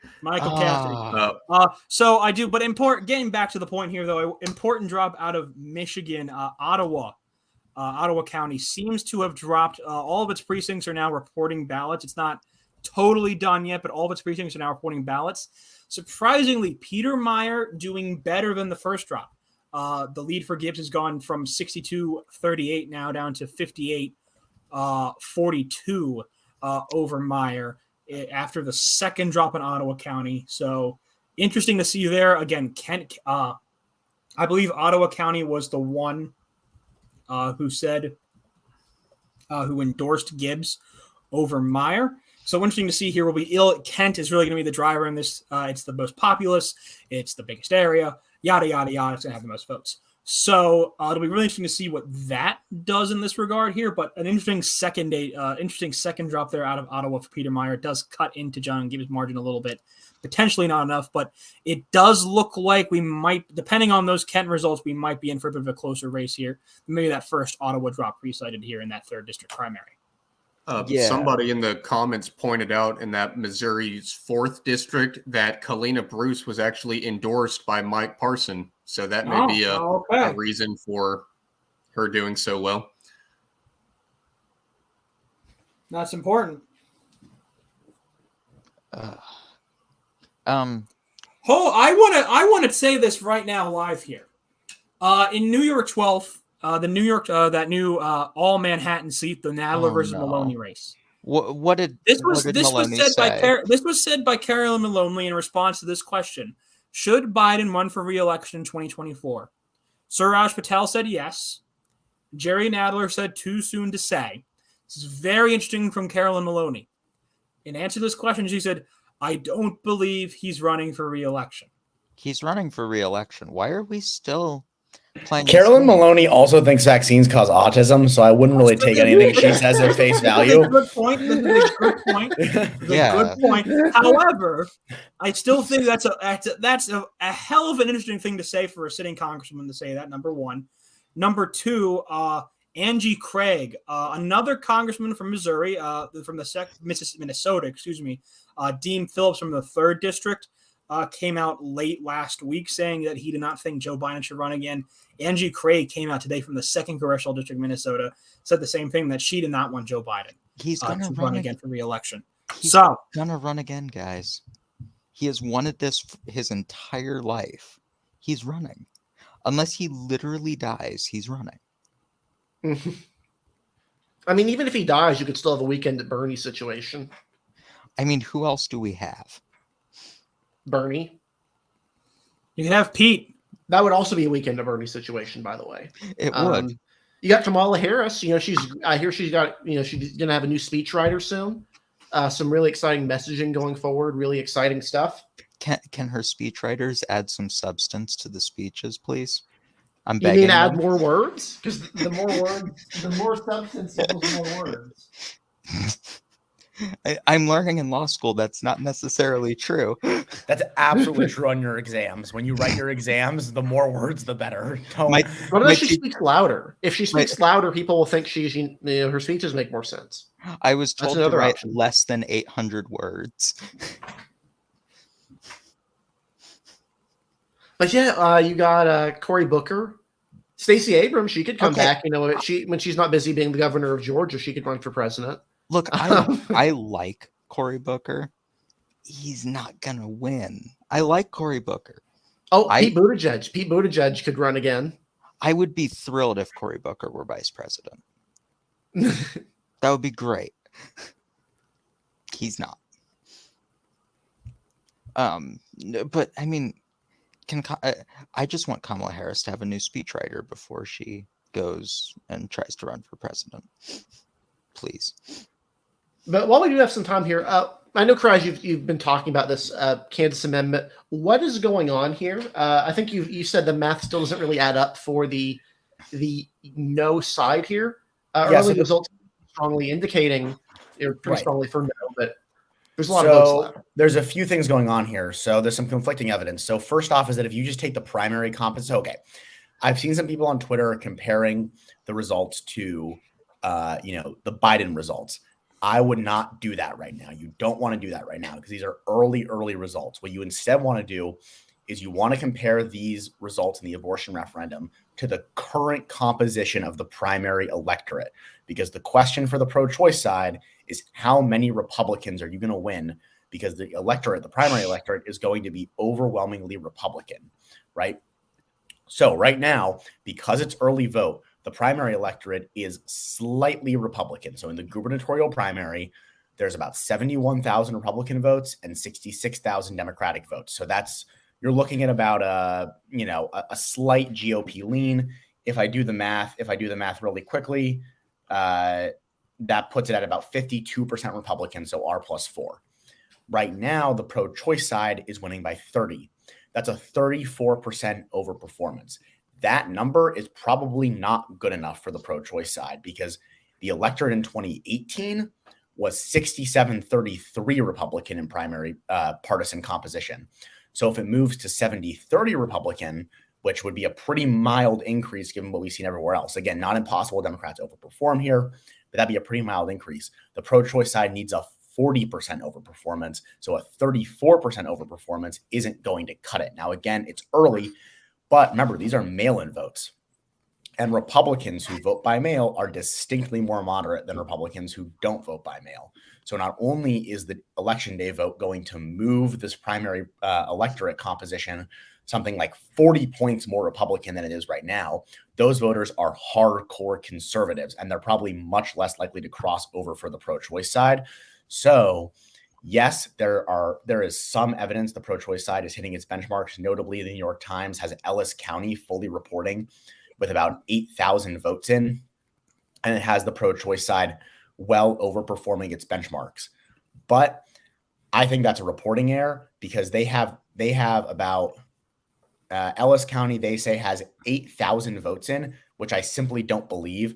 Because Ellis County had 9,000 in 2020, didn't it? In the primaries, it had 9,000 general. So in the 2018 primary, it had, let me add this up, 2,700.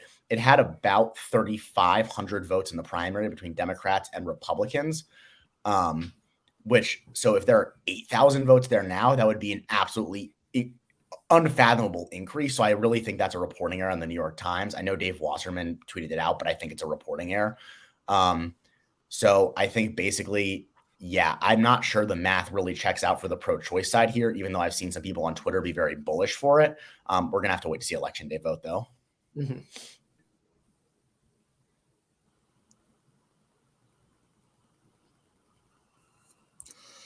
Still watching some of these, waiting for some of these primary results in the House races in Michigan. We've got more in from that 7th district primary, the race to replace Billy Long. Mike Moon, thank the good heavens, has fallen all the way down to 4th place currently. Eric Burleson leads with 32.6% of the vote. Jay Wasson in 2nd with 24.7%. Alex Bryant coming up in the 3rd place now with 20.4% of the vote there. We still haven't seen any changes out of the 4th district from our last update there. Every other incumbent winning comfortably now. I believe they've all been called for by DDHQ if they're an incumbent. Any early panic for Sam Graves or Blake Lukemeyer has disappeared completely, in all honesty.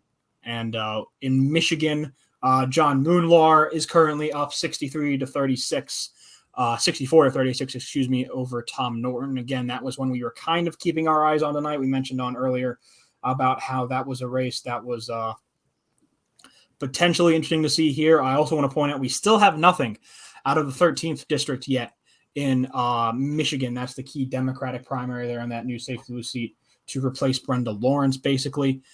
So that's not necessarily a great day there in that regards. Yeah. Not.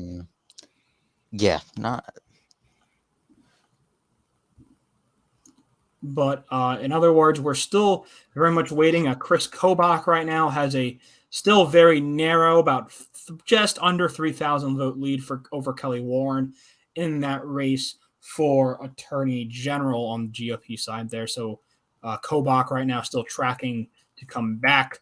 We have already called the race in Michigan for Scooter Dixon. She is the GOP nominee for governor in that race. We've also called that Michigan 11th primary for Haley Stevens in that race. So that's kind of the update we've got right now. We've got about 35 minutes until polls close in Arizona. Kraz, you have something for us. Please go right ahead. Yeah, I just want to say that looking back at Kansas, Chase County, according to the New York Times, is fully reporting, and the pro-choice side hit its benchmarks by a mile, way outperformed its benchmark. Again, in fully reported counties, I think Meade County is now also fully reporting. The pro-choice side is hitting its benchmark. So I want to caveat that the numbers might pencil out for it if it continues to hit its benchmarks in fully reported counties. It might just be the case that the primary electorate is much more Democratic than I'm expecting. But given how Republican it was in 2018, I think it would be surprising if it moves more Democratic. But again, that's kind of my baseline assumption. So if that's wrong, I will caveat what I have said, that if the primary electorate becomes more Democratic than 2018, then the math does begin to pencil out much more easily. That's interesting. Thank you for that update, Kraz. Eric, I feel like we haven't heard enough from you tonight. I want to go to you here. We've been looking at some. Oh, he's gone. Okay. He's going to be sworn in as Missouri's next senator. Yeah, he's going. He's got to catch that flight to Missouri. Yeah, with that Eric endorsement, he's got to catch that flight to Missouri. One thing we haven't really talked a whole lot about tonight already is Trump has also endorsed a ton of candidates running for the state legislature in Michigan and in Arizona. I think there are 8 different Michigan candidates running in contested primaries that Trump has endorsed in Michigan at the moment, like 5 in Arizona. And right now we have results in some of them. Some of the ones with incumbents, Trump would endorse against these incumbents because they had a hand in not overturning election results in the state. So he endorsed opponents against them. And I have a list right here. One of them, Michigan's 88th district in the state house, the Trump endorsed candidate Mick Bricker is currently losing against the incumbent Greg Van Warkom. His endorsement in the 22nd state Senate district is also losing. I see somebody in the comments talking about Jackie Eubanks. We have nothing in her district, and Jackie Eubanks is another Trump endorsed candidate who is pretty interesting. I think that she's the one who went door to door to make sure that the votes lined up with people who say they voted for Trump, to interrogate them on if they actually did. She's running in an open seat, so it'll be interesting to see how his endorsements do against the incumbent candidates. I expect most of his endorsements will win in the open seats, but we'll see. Yep. Sorry about that. There was a spider under my desk I had to kill. No, that's good fair. for you, buddy. Good for you. Yep. We are getting reports right now. Dave Wasserman has called it for no. That seems really early for Kansas. It seems early for sure, but yeah, I wouldn't have called it yet. Yeah, that's a bit too soon. Again, we could see this, but yeah, DDHQ, we are with DDHQ. We're relying on them. So yeah, waiting on that for sure right now. Yeah, it really depends on the overall primary composition of this primary. How many Republicans versus Democrats are turning out? That's really kind of what it depends on here.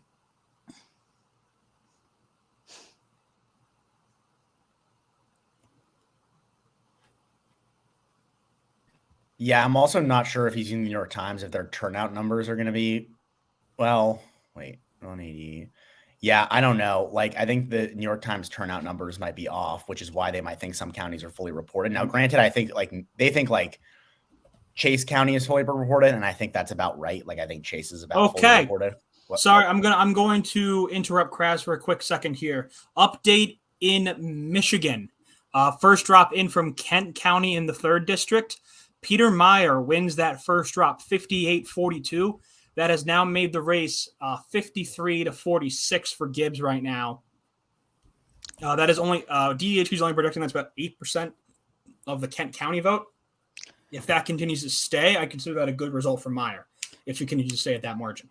Yeah, I mean, if Meyer manages to pull this out, that would be a major upset and generally a good thing.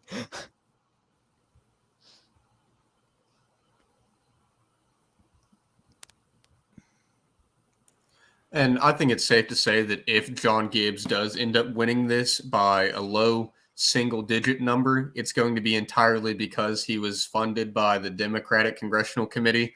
Nothing from his actual campaign, nothing from the Trump endorsement. It was this last-minute save from Democrats that pushed him over the edge. The normalizing of the Democrats eat babies and engage in satanic rituals candidate against the moderate bipartisan Republican who votes with them a good amount of the time. So honestly, if John Gibbs does win the primary, I hope he wins the general because Democrats deserve him. It would be egg on our face in terms of optics. Even if Gibbs were to go down in a general election, strategically, it's not a good decision. Just optically, I mean, I'm easily the furthest left person here. I don't like it. It's weird. I get what they were going for it, but this is a decision that only Maloney could make. Have we not learned from the Pied Piper strategy, failing literally every time we've tried it? Except Claire McCaskill. Oh, Claire McCaskill. Hooray for Todd Aiken. Claire McCaskill accidentally won on the Pied Piper strategy. That was purely by Todd Aiken's own mistake. She could have lost that. Hillary did lose with the Pied Piper strategy, so maybe don't do it. Yep, they've been doing it in a lot of districts and a lot of races across the country. They tried it in Virginia's 2nd, trying to promote Jerome Bell. And it does work in some cases. They boosted Dan Cox in Maryland and Darren Bailey in Illinois. So, in fairness, in those cases specifically, I don't think the spending actually helped that much. I think Michigan's 3rd, if Gibbs wins by a low single-digit margin, I think this could be the one case where Democratic spending did actually save the challenger. Yeah, I want to point out here as well. I want to just give a quick shout out now. Missouri's 4th district GOP primary, Mark Alford, has retaken the lead over Kalina Bruce. We're estimating out 9% of the vote in, according to DDHQ. Alford has retaken the lead over Bruce, 32-24 in terms of percentage there. So watching that as well.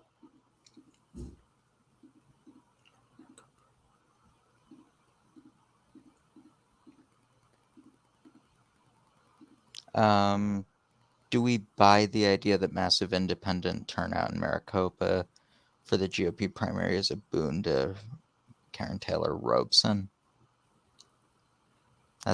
We really don't know. I mean, the polls are telling two stories here. Some of the polls are saying it's a close race. Other polls are saying that it's going to be a landslide win for Lake. We really don't know. I mean, I think there was some sort of modeling. There was a peculiarity that was noted by one of the leading Arizona political people on Twitter, which is that live calling was behaving substantially different than any other type of polling in Arizona. Live polling was showing a tied race. Every other type of polling was showing a big lead for Lake. And this is including subsamples of actual polls. So I am still leaning towards Lake winning. I think she'll win, but I really don't know. We're going to need to see the actual results. Election day voters tend to be a lot more conservative than early voters. It's worth noting the Kari Lake campaign has told people to stay in line voting. They clearly see election day voting as very important for them as a campaign, as they probably should, given how conservative election day voting tends to be. We really don't know. I think the quality of polling here really matters, and we don't know how accurate the polls are. I mean, again, I think we're all pretty fairly confident Lake wins, but I would be less confident she wins than Masters wins. That way. I would agree with that. What you said about the live calling on the polls, how those show a tighter race and are better results for Robeson than just the normal polls, that kind of is what people are using under the assumption that Robeson is going to do better with older voters. Is that right? Mm-hmm. That's the general argument there that I've heard. I don't know how accurate it is. It seems like wish casting to me. That's just generally what it seems like, but I really don't know. I don't quite see the logic in that. There's a lot of older voters in Arizona. There's a lot of them, and they turn out yeah. pretty heavily in the mail voting, from what I can tell. Right, but why would the live caller? Why would it's just generally old people pick up the phone more, and who still has landlines other than old people? Do the live call polls still use landlines? Yes, a lot of them do. Yes, that seems like a really bad idea. Well, they haven't thought of anything better. Internet polling is definitely not working out very well. No, but landline polling, that seems like a great way to oversample Yeah, but you're the wondering problem why the polling industry has a problem. This is one of the reasons why. Okay, wait, but can we like landline polling? Maybe sometimes has a bias towards older voters, but like, do you understand how shockingly old the Arizona GOP primary electorate probably is? Like the median voter in a primary in a regular state is like 67 years old, and then you're in Arizona, which has a lot of old people, and it's a GOP primary. The median voter might actually be 72 years old in this primary. Like, I think the median voter is solidly retired. Okay, that's fair. Arizona and Florida. You have the opposite problem with text polls. They always oversample really young voters, and those people don't vote. So there's not really a happy medium here that the polling industry has figured out quite yet. I mean, honestly, I think you should just do what Trafalgar does and make up numbers. Yeah. We have another update out of Missouri's 4th, and boy, oh boy, it looks like Mark Alford is going to be running away with this. He's now at 46% of the vote. We're estimating about 16% of the total vote in. It looks like Alford's running away with it. In the 7th race, that's the race to replace Billy Long. We're estimating about 4% of the vote is in. Erica Burleson up 37-24 over Jay Wasson. Mike Moon still languishing in 4th place to the praise of all chickens everywhere. Mike Moon is. No, I think this is more concerning. If he lived in DC, he would have less time to decapitate chickens. Can you decapitate a chicken on the house floor? Is that allowed? What is this? Is this the South Park episode where it turns out the stock market is just the decision of the stock market is just based on cutting off the head of a chicken and letting it run around and lie on something? Is this a South Park? Did South Park do it again? South Park always does it. They're always on the ball. So I do want to go back one thing to Michigan 3 primary. We've obviously got results in from Kent, 9% of the vote there. Peter Myers up 13 points in Kent, but he's losing Ottawa, which is the more conservative portion, by 17 points. We have nothing in from Muskegon. Right now, Muskegon. Right now, Meyer is losing that race 53.2 to 46.8. Is this a race? Yes. Yeah. So this is a race. Yeah. It's a race. If Meyer is continuing at that rate in Kent County, remember it is all of Kent County. This is only a small part of Ottawa and a smaller, and I will say more liberal part of Muskegon it takes in. Mm-hmm. It takes in the city.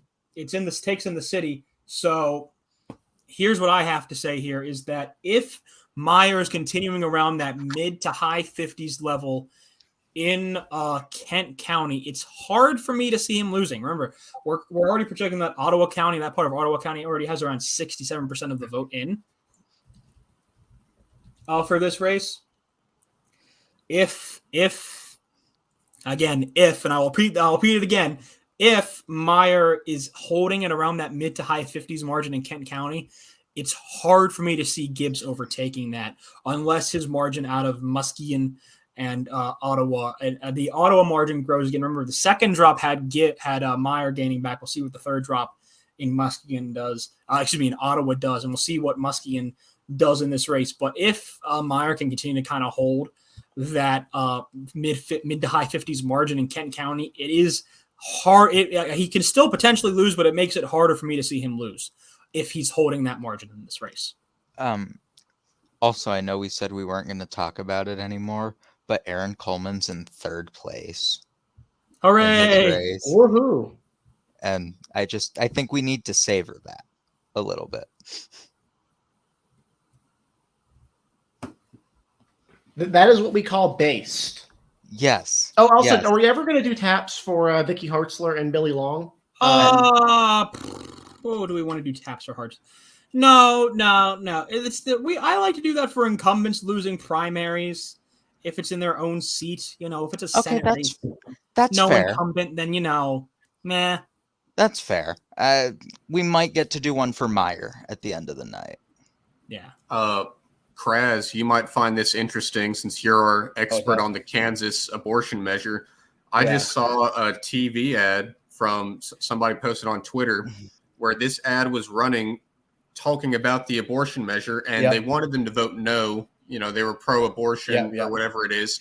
And the ad is saying the wording of the ballot measure is confusing, but one thing you should know about it is if you are for government mandates over your health care, then you should vote no on this. So it's Yeah, I clearly, saw that one. It's a very clearly based ad. aiming at conservative voters, and that's smart. Like that's really good. I got Well, tying it is- to the COVID stuff was interesting because obviously national Democrats can't do that, but like in this case, they could probably pull it off. No, like honestly, if you want to win on the abortion issue, that's how you do it. You have to appeal. We are an individualistic society. You have to appeal to people's desire for individual liberty if you're going to win on this. The abortion as healthcare, I do believe is correct on policy, but I don't think that's a good message. I don't think that's how you win libertarian-minded people. You win libertarian-minded people by saying the government's trying to take control of your body. The problem at the same time is you can't really endorse public funding in that scenario, which is, I think, the broader goal of the abortion movement at this point, aside from the immediate fix with all the Roe stuff, is public funding. Okay, but getting rid of. Okay, but pivot. Once you win on the issue, then you pivot. This is what politicians are supposed to be good at. Yeah, but do you trust that, Dylan? Do you really truly trust that? No, I don't trust Democratic politicians to be good at messaging. But hope springs eternal, Joe. All right, fair enough. More in from Kansas Attorney General Kobach is up by 8% here. Kansas potentially nominating another perennial loser for another run at office, which will almost certainly be a springboard to something else, because that's Kris Kobach for you. Kris Kobach runs for governor again in 2026 with another Democratic president and still loses. Good God. Let's not joke about that, please. That'd be the most Kris Kobach thing ever, honestly. It would be amazing. The dude loses in 2004 by the biggest margin. The incumbent, like if any Republican running in that seat when the Democrat was Dennis Moore was running, he lost by the worst margin of any Republican there. Loses in 2018, loses in 2020. Like, I'm of the fair mind. Perennial losers should not win your party's nomination to anything. If you've lost Kansas statewide, you probably don't deserve to be the Republican nominee for anything related to that state. Kris Kobach could have lost to Barbara Boyer in the Senate race. That's how bad it is. Could have. Didn't say would have, Eric. I mean, Marshall won by 10, 11 points? Like, is Kobach 11 points below replacement level candidate? Like, actually, maybe. Like, he might be. There is that is an open question. Like, that's actually kind of borderline. Looking at what you just had pulled up, the Missouri Senate race with Eric Greitens at 19%. We have had a lot of open. Fills my heart with joy. Johnson County, ladies and gentlemen, if you would take a look at the constitutional amendment there. Yeah, this was big for the pro-choice side because the actual partisan breakdown is almost even there, and the pro-choice side is winning by 43% or something like that. Ooh. Wow. They might have hit the benchmark. Yeah, that's big because that just moved their overall overperformance from 34 points, which I thought that's kind of borderline, to something more maybe 37 points. That was a pretty substantial increase. Ooh, we got another update out of Kent County. Myers now 17% in Kent County. Oh wow. Myers okay. No, I'm not gonna call it, but that's the type of margin. 11% of the vote in Kent County, which is mostly the Grand Rapids portion, the biggest portion of the seat. Kent is leading 58 to 42. The nothing in Muskegon yet. And in Ottawa, Gibbs is only winning by 15 there, and 78% of the vote is apparently in. In Kent County, there's only 11% of the vote in. Yeah, Meyer could still win this thing, despite Democrats' best efforts. I mean, if you're Peter Meyer, that's got to be vindication if he pulls this thing out. And it does make you wonder how the Washington races will go. You've got very poorly funded Democrats or poorly funded challengers running there. You've got Joe Kent is not running a terrific campaign. Lauren Culp is Lauren Culp. These are open primaries as well. If you can't take out Peter Meyer, Peter Mayer. So what's Lauren Culp's issue besides being a conservative? He denied the election. He denied that he lost in 2020 as well. and that Trump Oh. lost. Great. Okay. Yeah, like the weird thing is, like, why again? People don't. I'm surprised we didn't get more pushback from our governor rating in Oregon, but like, there's genuine ticket splitting even in presidential years. Culp only lost the gubernatorial race by 13 in Washington. Now that sounds like a lot. In the presidential race, Trump lost Washington. He lost Washington by almost 20 points. So he lost at 58-39. Republicans only lost the gubernatorial race 57-43. 2016, they only lost at 54-45. So like, he didn't do terrible. He actually ran pretty reasonably well, but he claimed the election was stolen and all that. It was complete nonsense, of course. Guys, we have an update in the Kansas Attorney General's race. State Senator Kelly Warren has taken the lead over Kris Kobach. Boo. This is big. Oh, this Johnson County. That is Johnson County right there. Johnson County. Boo. Hooray. Also- This is good. This is good. This is very Also, good. we have a question in the chat from somebody who says, do you think Eric Schmidt will actually end up supporting Cocaine Mitch for leadership? Yes. He It seemed doesn't to matter. waffle on that over the course of the race. This isn't like the House where you need a majority of the House to win. You just need a majority of Republicans to be the Senate Majority Leader. It does not matter. It literally does not matter who Eric Schmidt supports, because Mitch McConnell has the support of the majority of the caucus, the vast majority of the caucus. So I don't think it matters too much. Yeah, you're not knocking Mitch McConnell out of leadership. Yeah.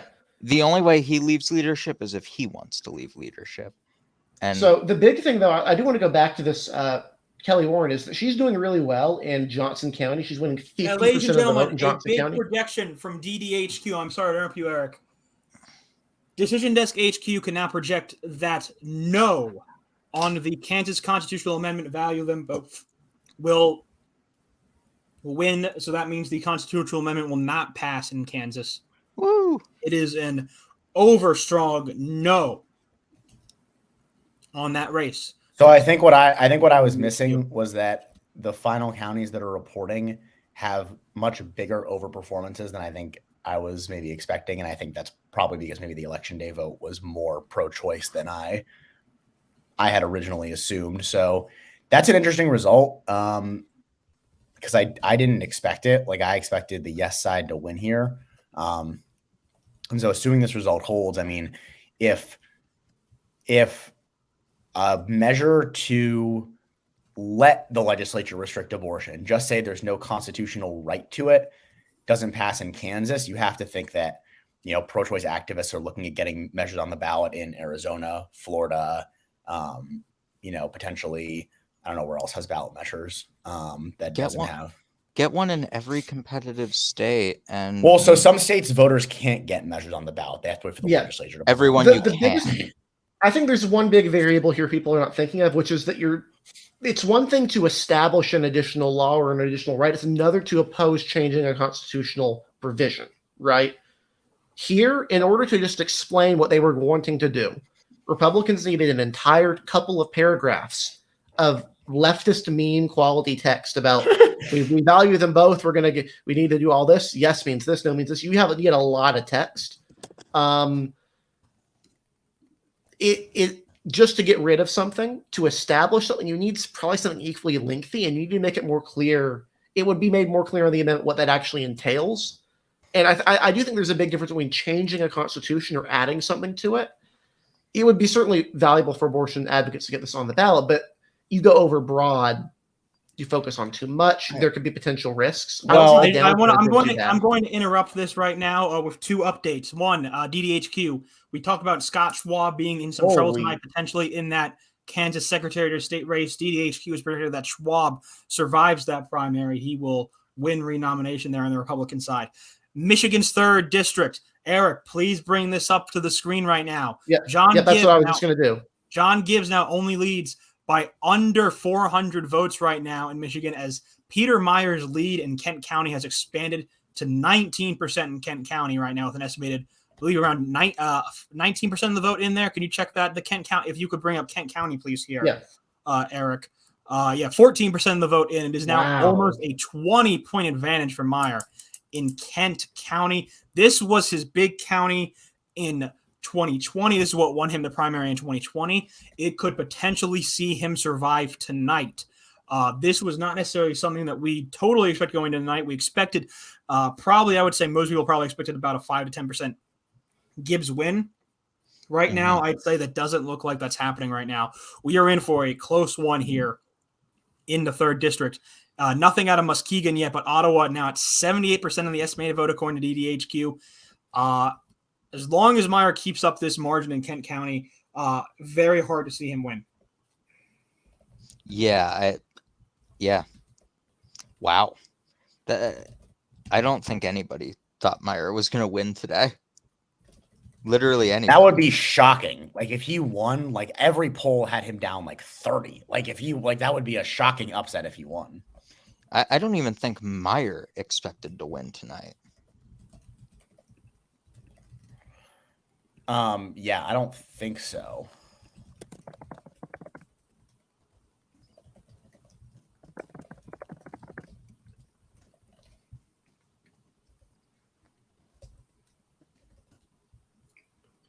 Wow, this would be a big surprise. Yeah, I think the big thing we want to see is how Muskegon goes. But yeah, like this could stabilize more this county vote. But like the Ottawa vote is almost gone. That's the more concerning thing if you're John Gibbs. That Ottawa portion, it's only got 22% of the vote left. There's 14,000 votes in right now. You can do the math on that. There's already 10,000 votes in Kent County. 14% of the vote estimated to be in. Gibbs is going to need a margin out of Muskegon, and he's got to pull these margins down to Kent. That Ottawa margin is not enough to make up for this Kent portion, because this is by far the larger part of that seat is the Kent County portion. And you would typically expect Meyer to come out strong at the beginning with a big result and then have Gibbs chip away at it, not for Meyer to steadily gain and then suddenly start to drop. That I feel like would be pretty unusual.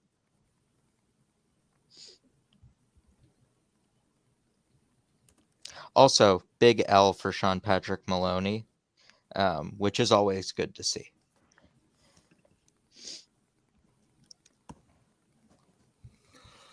Yeah. So, again, no wins in that Kansas amendment ballot here. But, folks, most importantly, we are 7 minutes away from polls closing in the state of Arizona. Key primary races on the Republican side across the ballot. Obviously, the races for governor and senator, but also as well key primary races in the 1st and 2nd congressional district for nominees there, as well as the 6th congressional district as well. Key Democratic primary as well in that 6th congressional district in Arizona. We are 7 minutes away from those polls closing in Arizona. This could be the most exciting run of the night. So everyone buckle up here as we get ready to finally end this Arizona nonsense. I'm ready. I'm sure everyone else is ready. Let's be ready to go here. Also, this is probably the most conservative Republican primary in the country. The state Senate primary in Arizona's 7th district, where we have Wendy Rogers and Kelly Townsend both against each other. Oh, God. Don't remind me. Wait, who's Kelly Townsend and why is she as bad as Wendy Rogers? Maybe Is not. Is she a furry? She is a super conservative state senator. I don't know if I would say as bad as Wendy Rogers, but she is out there to say the least. And her and Wendy Rogers have been friends like for most of their careers, but then they were thrown in the same district. And Wendy Rogers, I think, did something, I don't really remember what, to piss off Kelly Townsend. So now they're at each other's throats, and Wendy Rogers obviously is a national name at this point and has raised millions of dollars and has the Trump endorsement. So I expect her to pull it off. Happened?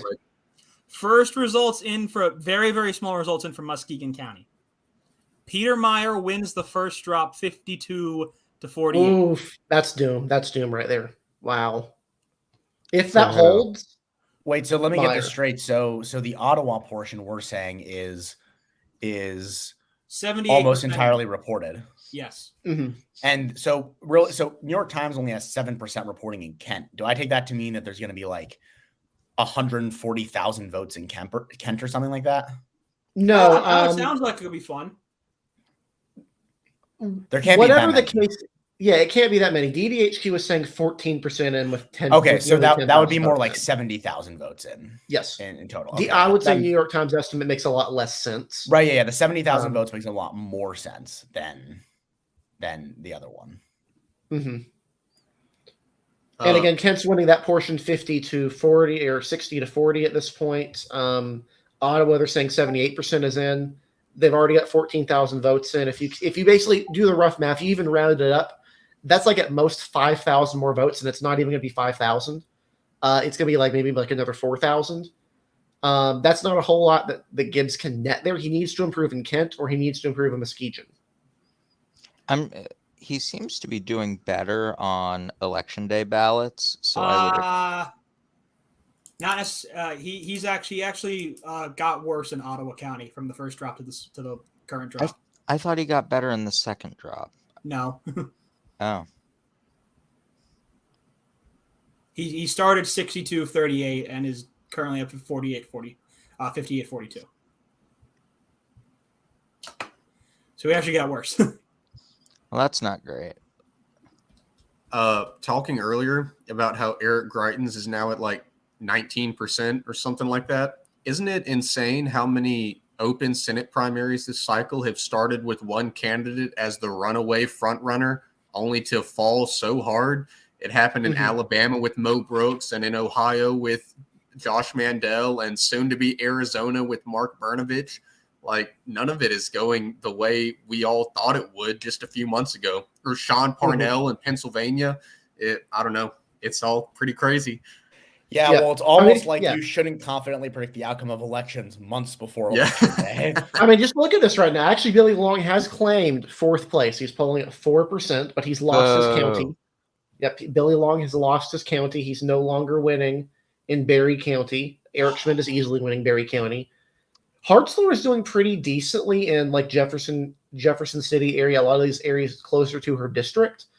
Eric Greitens is kind of doing better on the Boot Hill. He's pulling 32% in Mississippi County. He's winning in Dunklin County. He's doing pretty well in the Boot Hill, but he's doing abysmally in these suburbs. He's only right now. So St. Louis. Let's look at St. Louis City and County right here. St. Louis. God, they have so many counties. St. Louis City. He's at 19% of the vote in the city, and there's not a lot of Republican voters in the city. The county, where there's a lot more Republican voters, he's only at 15% of the vote. Eric Schmidt is winning at 58% of the vote in St. Louis County. And in St. Charles County, which is another big one, that's the same region, Eric Greitens is pulling 17%. Schmidt is pulling 56% of the vote. You cannot win statewide you cannot lose if you're getting these sorts of margins in St. Louis. If Harsler is doing pretty well in her region, and I know we've already called it, but it's just interesting to look at here. He's winning all the major metros aside from the central portion of the state. He's winning St. Louis, he's winning Kansas City, and he's winning Springfield right now. Those are the three biggest areas aside from the capital region in the state of Missouri. Runaway win for one. Then this would have been such a clear win for Trump if he had endorsed Schmidt. He actually loses points here because he endorsed Eric Greitens as well for some reason. He's finished third. Whoever was telling him to endorse Eric Greitens is just dumb, straight up dumb. Yeah, I understand the logic behind basically all of Trump's endorsements, except that one. What if you're not going to endorse Eric Greitens full-throatedly? Just endorse Schmidt. We all know you don't want to endorse the guy in third place who's on trial for child abuse. We get it. There is no reason to. That's a fair point there. Still nothing out of Michigan's 13th district, Wayne County, taking its sweet, sweet time tonight. Polls have just closed in Arizona. Oh, ladies and gentlemen, it's 10 o'clock. The polls have closed in Arizona. Can we not Here get we any? go. Can we please? I don't drink, but I should have bought some alcohol for this. Can we not get any results out of Michigan's 13th until I leave, please? I don't want to see Sri Thrander buy himself a congressional seat. That'll just make me sad.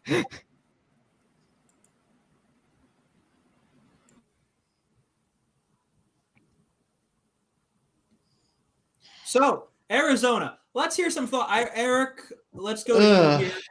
You say you want to drink. I'm going to make you want to drink.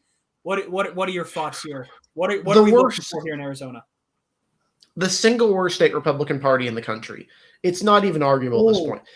This is in the Massachusetts and Hawaii exist. Pennsylvania exists. Massachusetts isn't competitive. No, we're not worse than Arizona. The difference between this, they pushed out a governor. The difference between losing in Massachusetts and losing in Arizona is pretty. This is a very, very narrow Biden state. Extremely narrow. Maybe 10,000 votes or so is whatever the total being. They are run by a literal conspiracy nut who could potentially have rigged the last state chair election. It was not a completely up and up event, right? All of their members of Congress are members of the Freedom Caucus. They don't have a senator right now because they lost both of them. And I know that the establishment wings will be like, oh, you ran Martha McSally both times. You ran Martha McSally. You ran Kelly Ward, Joe Arpaio, and Daniel McCarthy. That's on you. You could have run someone better than that, and you didn't. And now you're running Blake Masters and Carrie Lake. It's like, what? Keep it going, Eric. State party. Here, keep it going, buddy. Keep it going. Yeah. I am not looking forward to Arizona. I have basically lost all hope, abandoned all hope you went to Arizona. The state can melt for all I care. Just abysmal state, abysmal Republican Party. Nevada, you're making the Nevada Republican Party look sane and competent.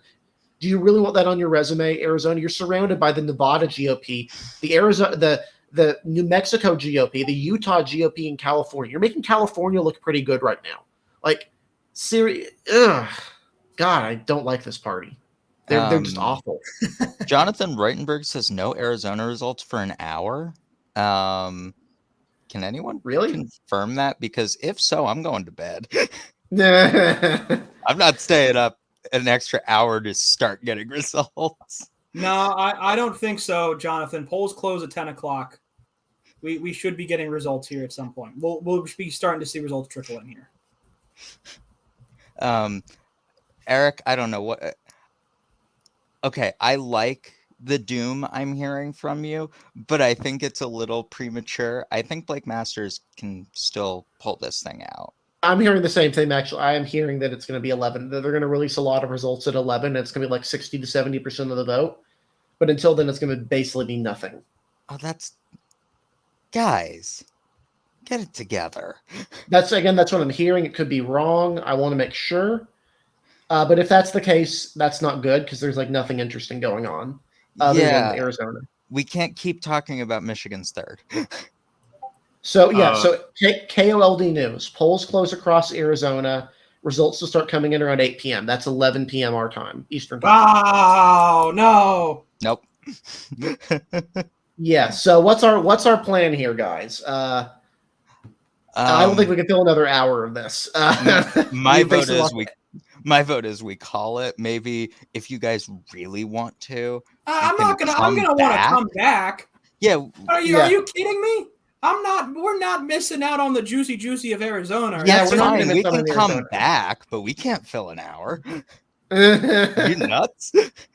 So not only is Arizona the worst Republican Party and just a bad state in general, it's also not going to give us election results immediately.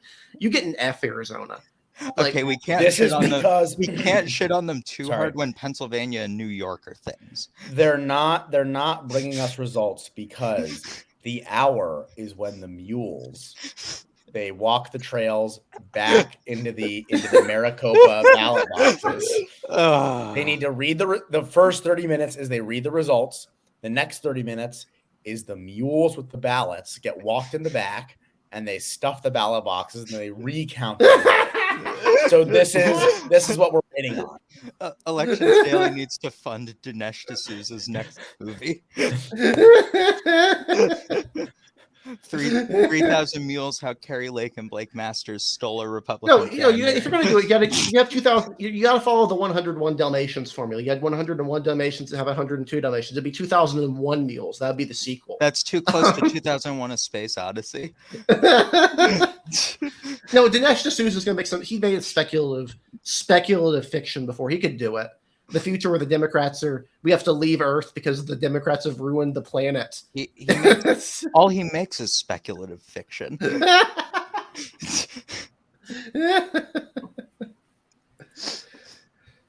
Deeply unfortunate, though, if we don't get Arizona results fairly soon, because there's nothing going on right now. Okay, my vote is we come back at 11. I still want to. I want to make sure. I want to make sure there's going to be nothing coming in until 11. I would be inclined to think the same. It looks like we have some tightening in the Democratic primary for Senate in Missouri. Lucas Kuntz is only 8 points behind Trudy Bush Valentine at this point. I'm so excited to see who has the honor to lose to Eric Schmidt by 25.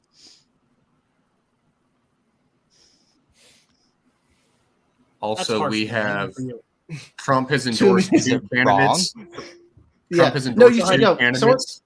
Someone commented that 2 mules, there's 2 mules, poster tubs, and AC Political. No, you forgot that Jacob Walters single-handedly hypnotized the state of Mississippi into not turning out for Michael Cassidy. Weepy Walters at it again. Do we have you to blame for not getting the most entertaining Republican to run for Congress in Mississippi ever? Yeah, dude. I was reported to the FBI for some reason for that. What horrible thing did you do? I stole an election, dude. It's a lot easier than you think. There are a couple elections I wish I could have stolen. But Trump has endorsed 2 candidates for Michigan state Senate seats, and right now one of them is winning by a good bit, and the other one is losing against the incumbent with about a little under 40% of the vote in. So that may be another Trump endorsement L we may see tonight. Okay, but which state Senate candidate? Because there was one he endorsed like 3 hours ago, and I would hardly count that as an endorsement. The one that is currently losing is in Michigan's 22nd district. His name is Mike Detmer. He's losing to the incumbent Lana Tice. The one that is winning is Adam something beating Robin Voss, right? Yes. Somewhere. I have it written down somewhere. Ooh, we have additional results in from Michigan third. Muskegon Myers still winning there. Ottawa now has 84% of the vote in, and Gibbs's lead has declined to 57 to 43. Technically 56.8 to 43.2. I'm counting that as 13.5. That's 13.5 point lead.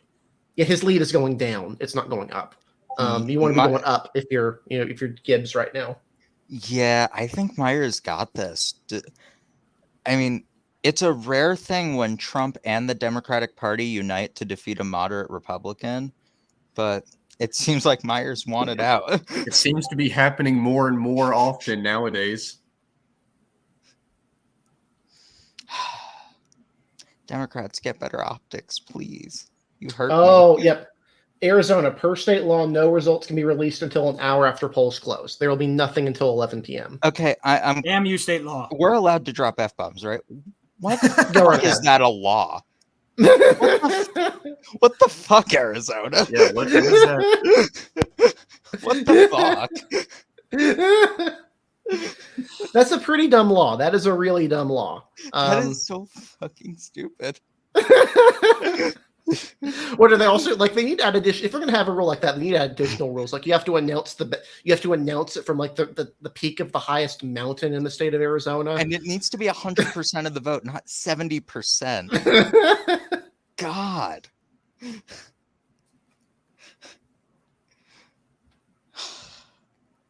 Okay, I maintain my vote. Yeah, I'm gonna have to lean towards saying that as well. We're gonna take a little break here, folks. Yep. We'll be back. The stream will continue going. There will be nothing going on. We will be back at 11 p.m. I'll tweet it out again. You can continue watching, but there will be nothing on. If you want to keep the stream open, that's fine. We will not be doing anything. Go take your break. Yeah, go take a break. We'll be here in the background. We're just waiting for this stuff to come in. So we'll be back at 11 p.m. Eastern time. That's in 50 minutes from now. So that is when we'll be back on. Until then, I'm gonna create a little ticker just so it's more clear.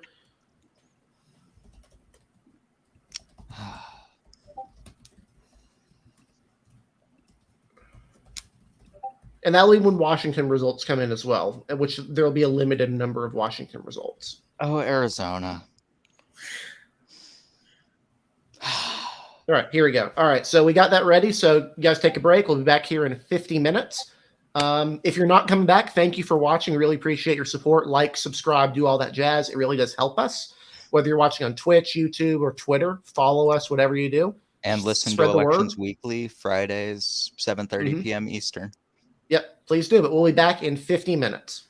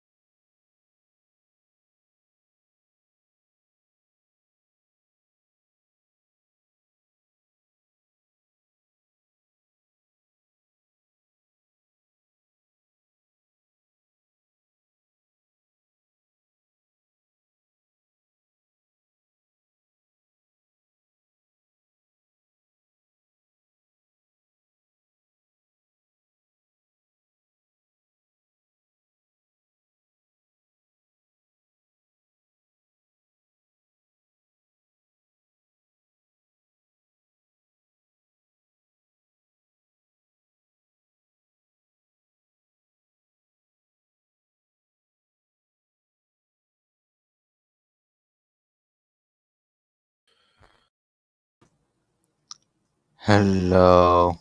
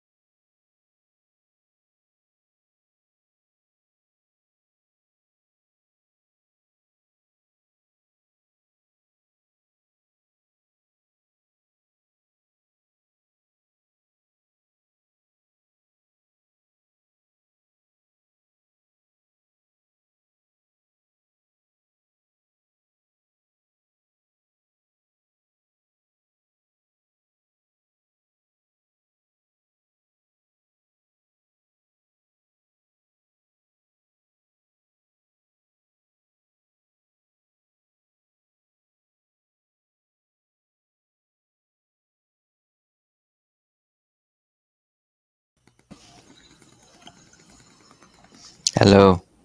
We're back, folks. Welcome back to tonight's stream.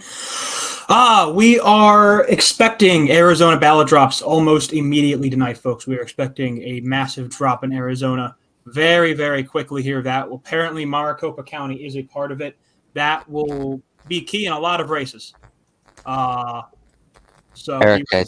Eric, I think your mic is doing that thing again.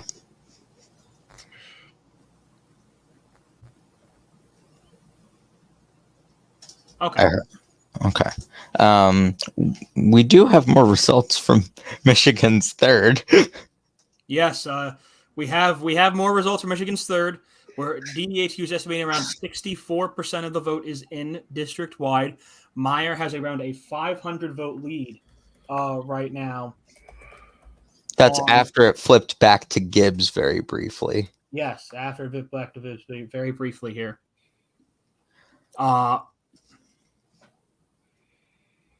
Where are we all at, do you think, with Meyer? Do we think he pulls it out at the end of this? As I said, I think as long as he continues to straddle mid to high 50s in Kent, it's hard for me to see him losing.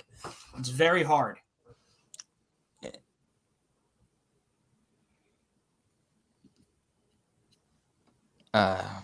Yeah. Yeah, we just had another drop, and it looks like his margin went up slightly after a drop from Kent.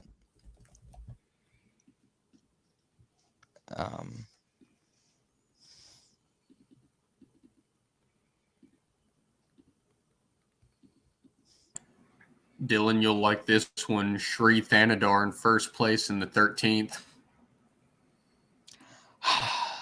Sri Thanadar is my Blake Masters. I'm not ready.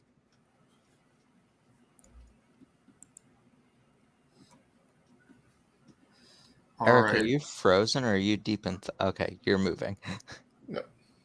He's deep in thought, as he always is. Eric's always deep in thought. I am perusing, waiting for the results. Come on, Arizona.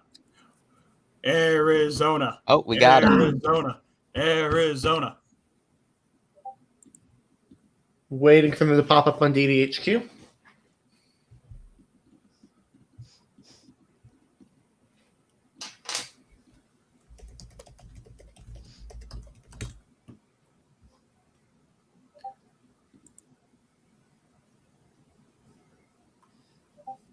So which Karen Taylor Robeson endorsement was more important, the Matt Salmon one or the Doug Ducey one?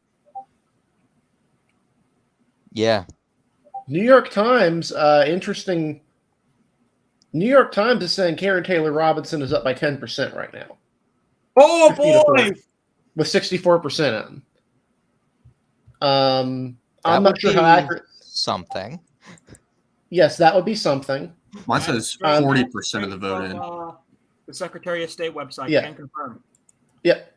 The Senate race, Masters is up 35% to 29% to 29.5% to Lamon, 21% to Brnovich.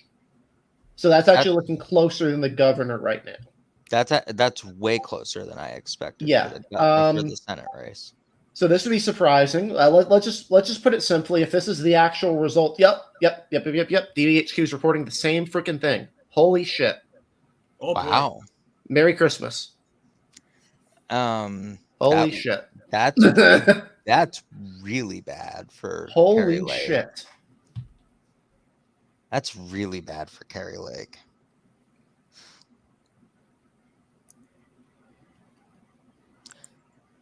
Yeah, Blake Masters up 37, 29, 21.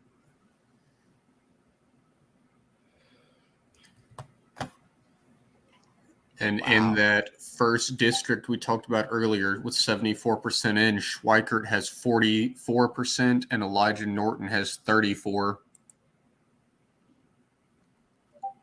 Eric, I don't know. The question is what votes these are and what is these left. Are early votes. Yep, so these are early votes. The question is what the election day votes are then. Right now, the only three counties that are in Greenlee County, Lake is up by 14%, tiny rural county. Navajo County, not a lot of Republicans there, about 5,000 votes. Robinson up by 7%. And then in Maricopa County, Robinson is up by 10%. Robeson is up by 10%. 67% of the vote in, they're saying, from Maricopa County. On the Senate side, the Senate results are not showing right now. More counties coming in. New York Times, Karen Taylor Robson leading by 4% in Cocosino County, leading by 1% in Mojave County, losing by 5% in La Paz County. Still a 9.5% lead right now. And then in the 1st District primary right now, early votes, Schweiker's up by about 10% over Elijah Norton. The second district, the newly competitive 1st District, Andy Yates. There's barely any votes in there. Paul Gosar is at 58%. Again, I think these are all early votes, is what we're looking at here. Yeah, this is all early votes. Do we expect Kari Lake to do better on election day ballots? We don't know. We have no idea. Kraz is the resident expert on the election day early vote difference, but Dylan, I have good news for you. Oh, that's rare. What? Did Dave Wasserman wrong? Did Andy Levin win? 26 vote lead over Sharif and Adar in Michigan's 13th congressional district.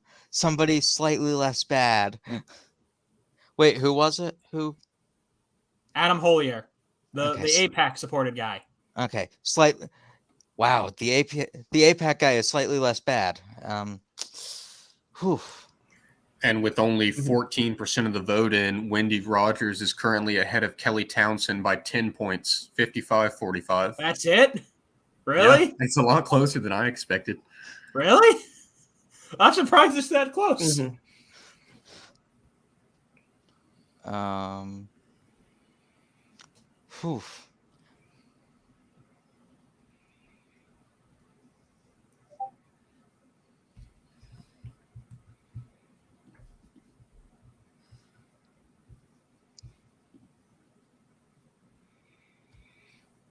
Interesting question. Rusty Bowers is going to lose. Ooh, what happened? He's down 61-39 to David Farnsworth currently. Oof. Oh, that's not great. Mm-hmm. Lake is leading by 6% in Gila County right now. Looks like. Let's talk back to the Senate primary here. Wow, what a dud endorsement from Trump. The endorsement for Lamont or Brnovich definitely could have turned this thing. Damn. Yeah, I think it's still going to be Masters, but that's a pretty underwhelming performance. Mm-hmm. Secretary of State Mark Fincham is leading that one, 35% of the vote. Adrian Fontes on the Democratic side is leading that by about 7% over someone named Reginald Boulding, who sounds like the most Republican name ever. That's a fantastic name, though. Just Reginald. Trump endorsed Abraham Hamadeh. Reggie Boulding. Yeah, how's the AG race going? Hamadeh is at 28%. Rodney Glassman, a Paul Gosar endorsed one, is at 24%. I don't think that's better. Yeah, that's not better. Yeah, it sounds like two big duds.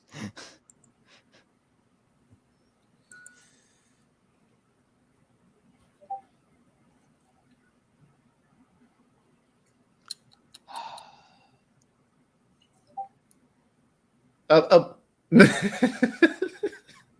I'm not going to even mention it because it goes in the group chat. But I don't know if this even holds, but there is some populist seething right now. Needless to say, on Twitter. I feel like where are the populists seething? I don't see that in the group chat. Yeah, I'm going to put it in the group chat.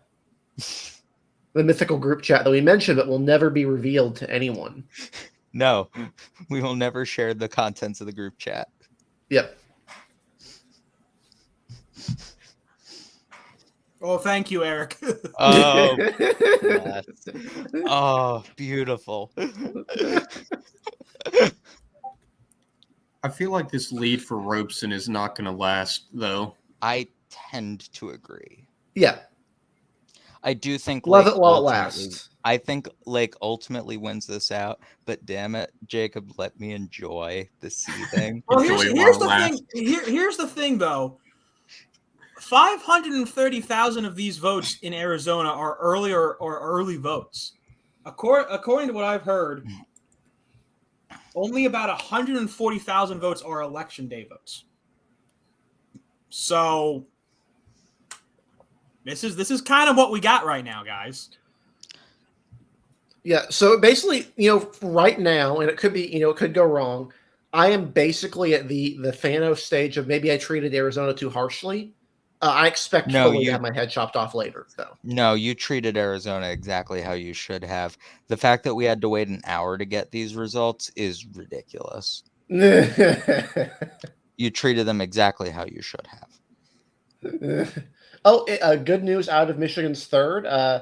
Peter Mayer, 69% of the vote is now in. Nice. Peter Mayer's lead. Yep, very nice. Peter Meyer's lead is now 1%.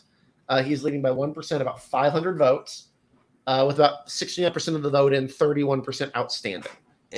If Gibbs wins this out, I think it would be entirely fair to say the fault lies entirely with Sean Patrick Maloney. Mm-hmm. Yeah, the margin just keeps shrinking for Robeson. It's some of the rural counties coming in. Yavapai County, 5%. Basically, Maricopa is usually the most predictive of the statewide result. The question will be how Pima, that's the other big one, and then Pinal County. Those two are pretty large. Pretty large one. By the way, overall, right about Karen Taylor Robson. Matt Salmon, who dropped out and endorsed Robson, is getting about 4% of the vote right now. Not what he would want to see. No, that's a very large margin for somebody who dropped out, not just like today, but like 3 weeks ago.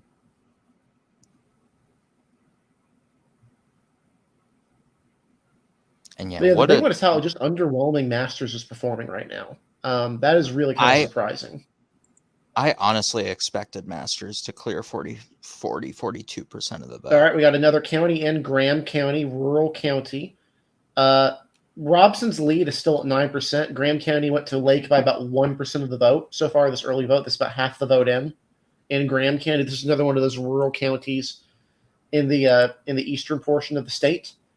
Very, very Republican areas overall.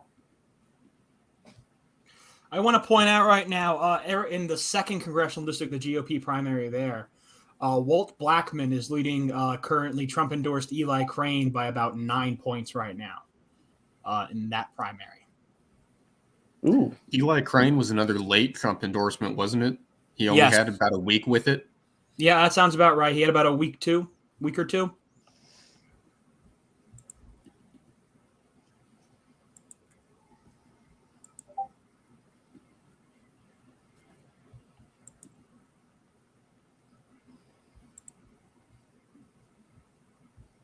Ooh, I wonder if we're getting Washington results. That's the other thing we want. I think they drop in 2 minutes. 2 minutes, yeah, 11:15. Oh wait, we have some. Wait. Oh no, we have some. Very small ones, but we have some. Very nice. Here's the Washington sauce. Benton County has some results in. Dan Newhouse. Dan Newhouse in first place with Doug White in second. He's the only Democrat right now. Oh, boy. See how that goes. Jamie Herrera. Okay, so here's 3rd district. Democrat Jamie Herrera Butler in first place, 26% of the vote. Democrat Marie Perez, I'm not going to try to pronounce that middle name, 25%. Heidi St. John, 21%. Portland Joe the Bernie Bro, 19%. Okay, that's honestly pretty funny. Portland Joe the Bernie Bro. That's what Heidi St. John was calling him the whole time. I don't like voted for Bernie Sanders. I don't like the label, but it's funny and it's catchy. Yep, One of my that's what Heidi St. John was calling him. one of my favorite campaign ads this entire cycle was the one Heidi St. John released where she compared Joe Kent to both Bernie Sanders and Adolf Hitler at the same time. Oh, I forgot about that one. That was a fantastic one. That's something.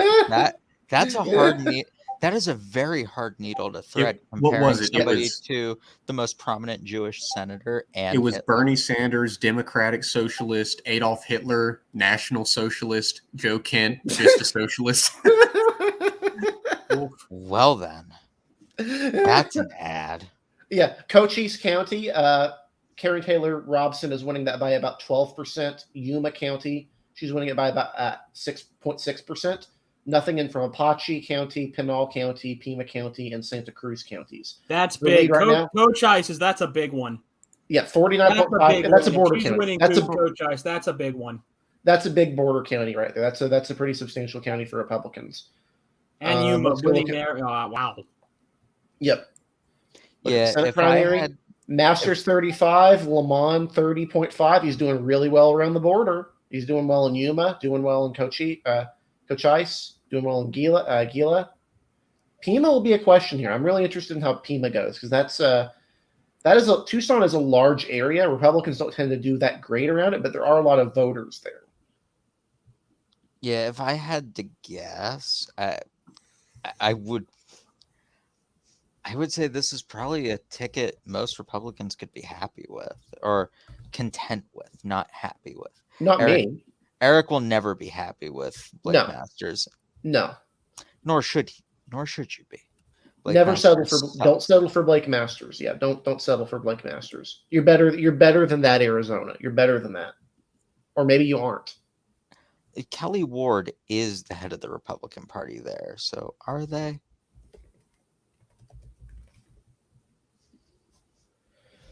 Yeah, she is the head of the Republican Party. That is an unfortunate fact of reality. And Rusty Bowers is also. I was wrong. That was a primary to get a promotion to the state Senate. Gotcha. That was not a House primary. That was a primary for an open state Senate seat. He has lost that primary. Okay, so DDHQ was saying votes are in from King County. Patty Murray's up 70-20 in King County over Tiffany Smiley. How did King County go in 2020 presidential election? That's what I want to look at. I forget. Look that up for me. I'm going to remember that it starts out more statewide. It starts out more left wing and then gets a little bit more right wing. That's been usually the pattern statewide. Yep.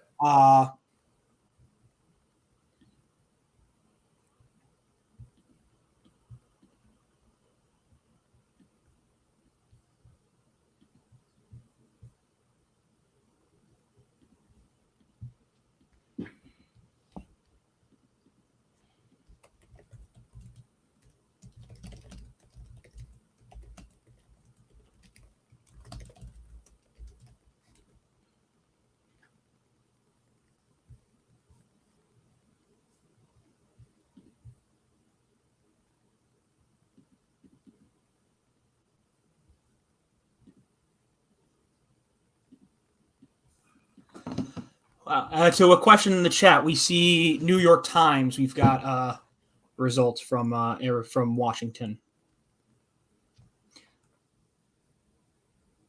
Taylor Robeson has won the first drop in Santa Cruz County. Ooh, that's interesting. That's an interesting sign right there. That's again not a lot of Republican voters, but it is a border county, and Lake has been pretty aggressively targeting the border counties. That's for sure. Yeah. Also, Blake Masters winning in Santa Cruz by a 4% margin. That's smaller than his statewide margin right now, about 5%. There's an expectation in Washington that the later votes that they count in the coming days are going to be more Republican. Is that right? Yes, that's correct. Statewide, that is usually how that trends. Always. How do you think that obviously we don't know, but how do we think that would affect the what?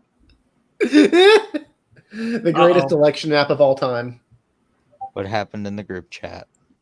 It's not the group chat. It's J. Miles Coleman, our great friend from the Crystal Ball. Oh, I assumed something happened. Okay.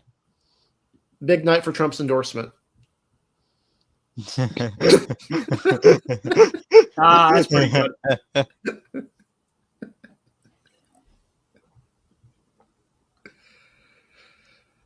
Yeah. Needless to say, this is a good night for Eric. So we rejected the fake Eric, and the true Eric Schmidt, was the one who won that race. Biden won King County 74-22 in 2020, according to. So that's a little bit lower already. That's not good. That's not good if you're Tiffany's not. If you're Tiffany's not, that's not great if you're a Democrat, I don't think. I mean, it's going to be lower. It's a Republican midterm. That's expected, I think.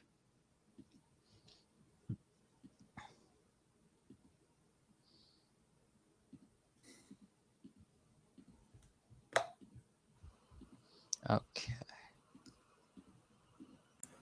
So with the votes coming in over the next few days in Washington, how do you think that impacts Herrera Butler and Newhouse? That was going to be my question as well. I think looking at the results in the fourth right now, I actually think Newhouse is going to be fine.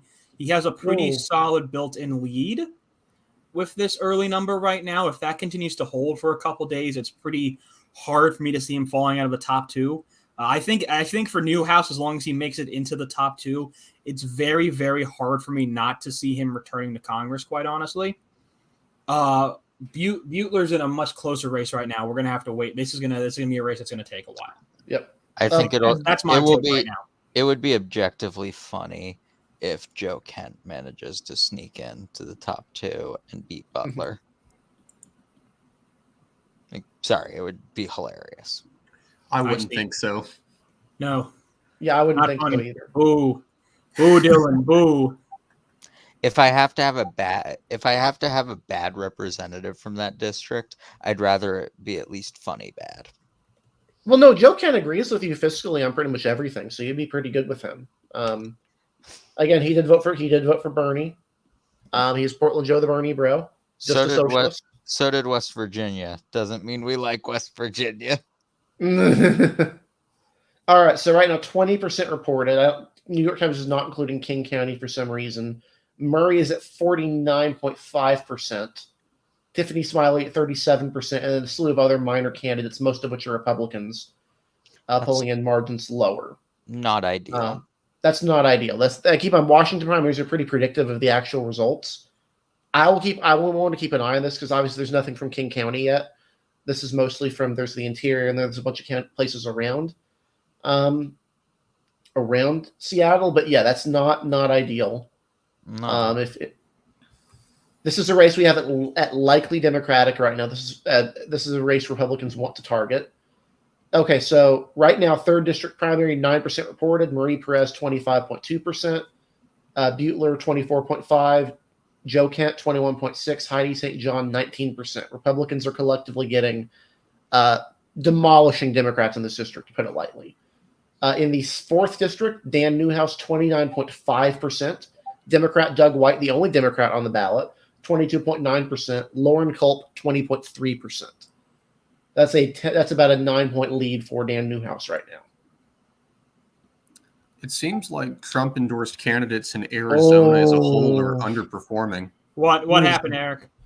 This is very bad. This is the 8th District right now. Again, nothing from King yet, but if this does hold, there's Kim Schreier is the only major Democrat on the ticket right now. Right now, about 14% of the vote in. She is being outvoted. Republicans are polling over 40% or over 50% of the vote right now in the 8th District. Again, I don't think this is including anything from King, which makes that a little bit sketchy. But again, keep an eye on this. Washington results tend to be fairly predictive of actual results, for lack of a better term. It's like California.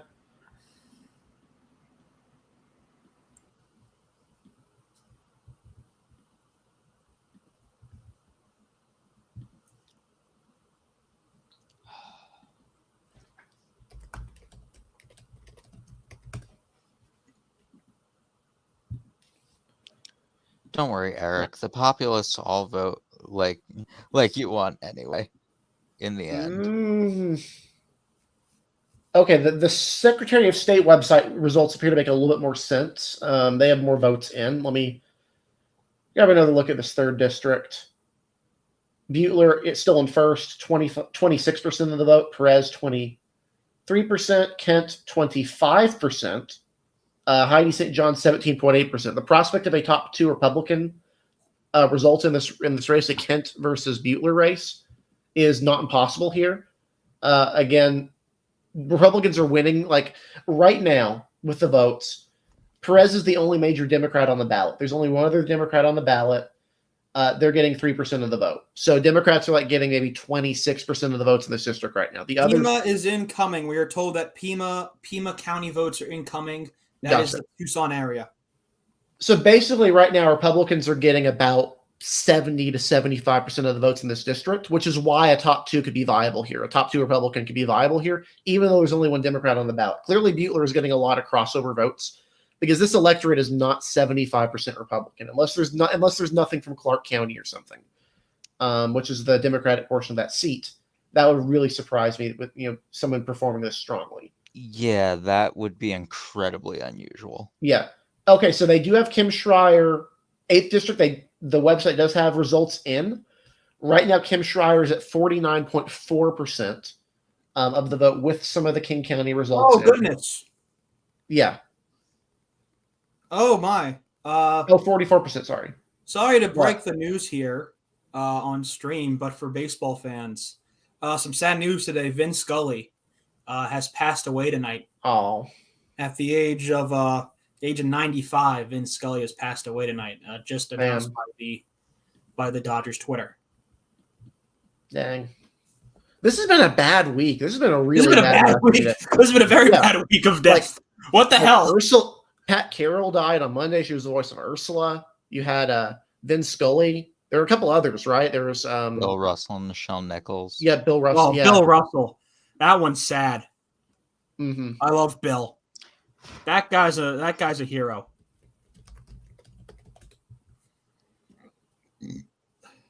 Yeah. Okay. New York Times. They have some of these Washington results. I can't get the Election Daily ones to work quite accurately because we don't have a full embed of them. Right now, 46% reported. Patty Murray has 54% of the vote. Tiffany Smiley's at 32%. That's better. Keep it's still 54% in Washington and probably going down somewhat.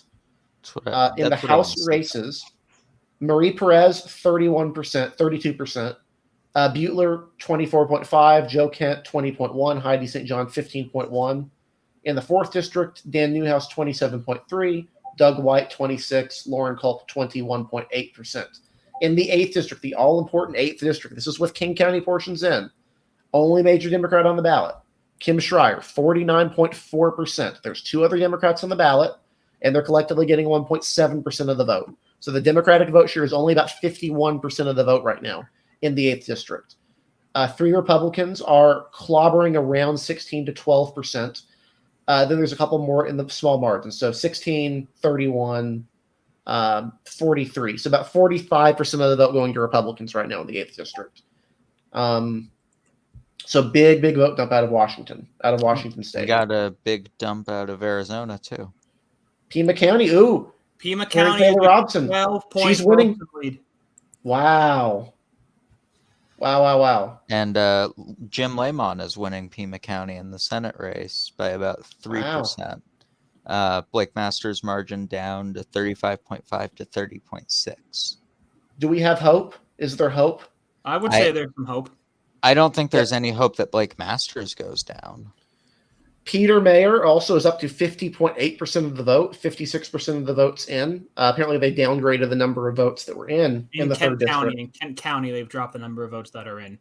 Oh, that's good. That's very good for Meyer. I think Ottawa is done. It looks like it's going to be around a 54-46 total margin in Ottawa County. If I'm Meyer, I love to hear that the Kent County vote expectation just went down. So there might be a decent chance that all 3 impeachment Republicans pull off the dub tonight. And Kari Lake loses. That would be a bad night for Trump. That would be a very bad night for Trump. I don't think Butler pulls it off, though. What do we have for her? Oh, okay. It just updated. She's in 3rd. Ooh, what happened?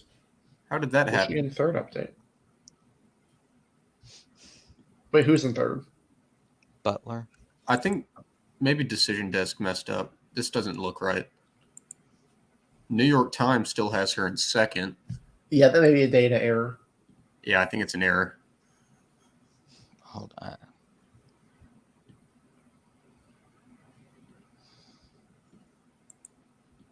Yeah, New York Times and Decision Desk have Herrera Butler with the same amount of votes, but with Joe Kent like almost double on Decision Desk than he has on New York Times. Mm-hmm. Yeah, that would be unusual. I'm surprised at how close Blake Masters is to Jim Lehman. Most polls showed him running away with it. Yeah, that's Maybe this is just a thing. Trafalgar is not a good pollster. Maybe, just maybe. they just make up numbers, Eric. Trafalgar typically overestimates the Trump candidates. Mm-hmm. This is a thing. Didn't they literally add a social desirability factor into their polls in 2020 that resulted in like a +5 margin? Oh, Gibbs leading again in Michigan. Yeah, Yep. Gibbs. I'm not sure where that came from. Yeah, New Good York job Times in also Kent. saying He flipped a city in Kent. Gotcha. Myers lead is now down to 52-48 in Kent County. Gotcha. 34% reported according to New York Times, which is really weird. The DDH they have a weirdly large amount of Kent County votes they're projecting. I'd say that's probably false. DDHQ is projecting about 64% of the total vote is in. Yep. Wow.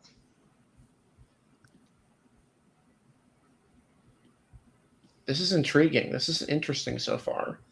Now we're getting to the exciting stuff, thankfully. And thank you guys for sticking around. Most of you guys did stick around for this. I saw like 30 people still waiting in the YouTube queue. We're back up basically close to 50. You're basically guys that stuck around. So thank you guys for that. I wasn't sure how interesting this last portion would be, but clearly there's some interesting results coming in. Yeah, if Meyer can't expand that margin a little bit in Kent, he's done. Mm-hmm. New York Times is basically overestimating. The New York Times is overestimating how many voters are active in Kent County. It's abundantly clear. Their estimate is it's a ridiculously absurd amount. Kras was the one who mentioned earlier he would be the better one to go to it. He's not here right now, but it was estimated pretty much that what they have there could not possibly be the case. There would be way too many voters just in Kent County. It's something like 140,000 voters. Not at all realistic.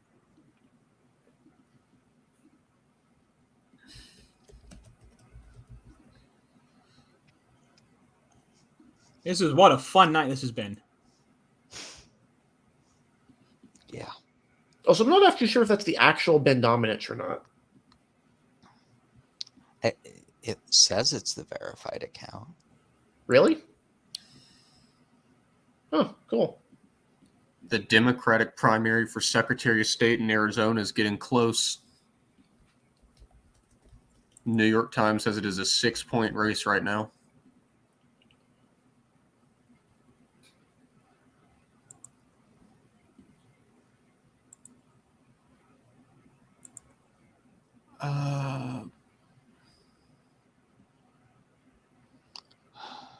Oh, cool. Welcome. So basically, Secretary of State election. This is kind of interesting in Washington right now. There's an independent in second place. Republicans have traditionally held the Secretary of State office in Washington. They've held so for over 50 years at this point until the current Secretary of State resigned to take a job in the Biden administration. Democrat replaced her. Right now, the Democrat is at 41% of the vote. An independent is in second place. It's possible Republicans won't have a spot, but that would require, of course, a lot of those additional Republican voters to just bleed off. This would be a hard pickup for Republicans, although they have traditionally done very, very, very well in those Washington Secretary of State races. Like you don't do much better than an undefeated victory, streak going 50 years.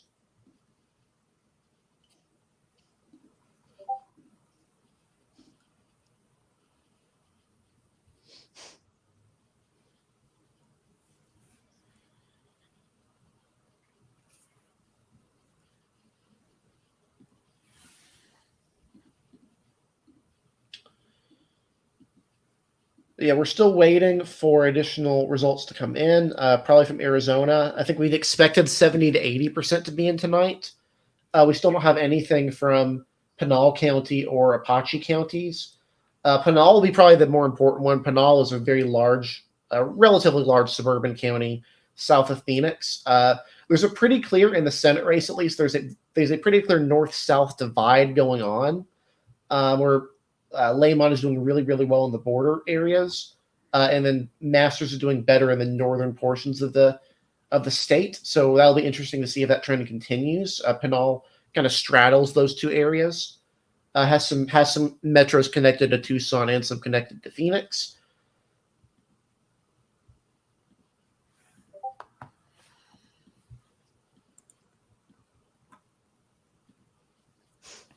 Looks like John Gibbs is expanding his lead by about 600 votes. Interesting. Is this still coming from Kent? Well, he didn't expand the lead by. He's up by about 300 votes. Yeah, right now. DDHQ has him up by about 300 right now. Yeah, DDHQ is estimating about 64% of the vote in and 59% in from Kent. So for context here, 37,000 votes in Kent County right now. New York Times is basically saying half of that there's actually half of the votes. Basically, New York Times is half of the votes in that Decision Desk is projecting. 59%, 37,000 votes. We're not looking at more than 70,000, I wouldn't think. If that's actually wrong, it's more like 25%. We're looking at over 100,000. That's not realistic for Kent County to have that many votes in a primary. That's why we're really skeptical of that, because the number of votes there just does not make sense. Uh-huh.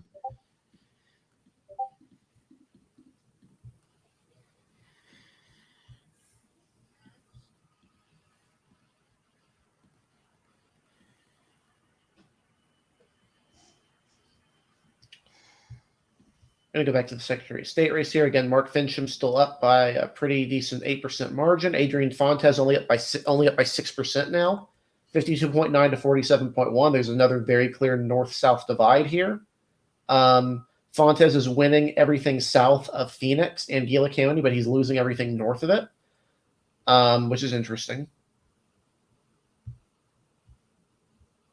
And then some of these House races. Let's go ahead and look at the first district. David Schweikert up by about 9% right now. Probably going to survive that primary challenge. Eli Crane is up by about 9% over Walter Blackman in that second district.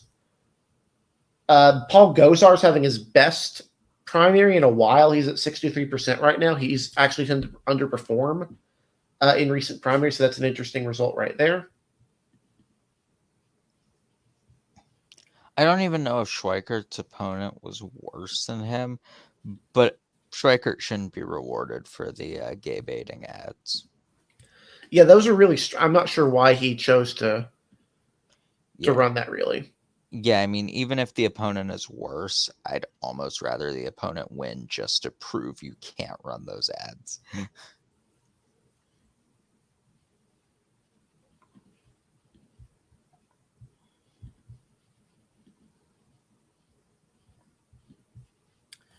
Well, if John Gibbs ends up winning tonight, that should be a sign to Republicans that they should never be bipartisan ever again, if this is how bipartisan Republicans are treated.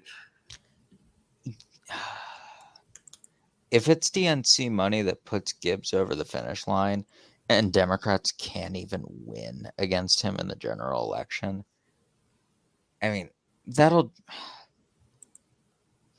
it won't be surprising at all, but when will they learn? When will we learn? Yep, Juan Ciscomani won in Arizona's 6th. Do we currently have that as lean or likely Republican? Eric? Which one? Arizona's 6th. That is a good question. I'm not sure which we specifically have it at. I'll check the website. I would think we have it at leans or likely. I don't imagine we'd have it as a super duper competitive seat.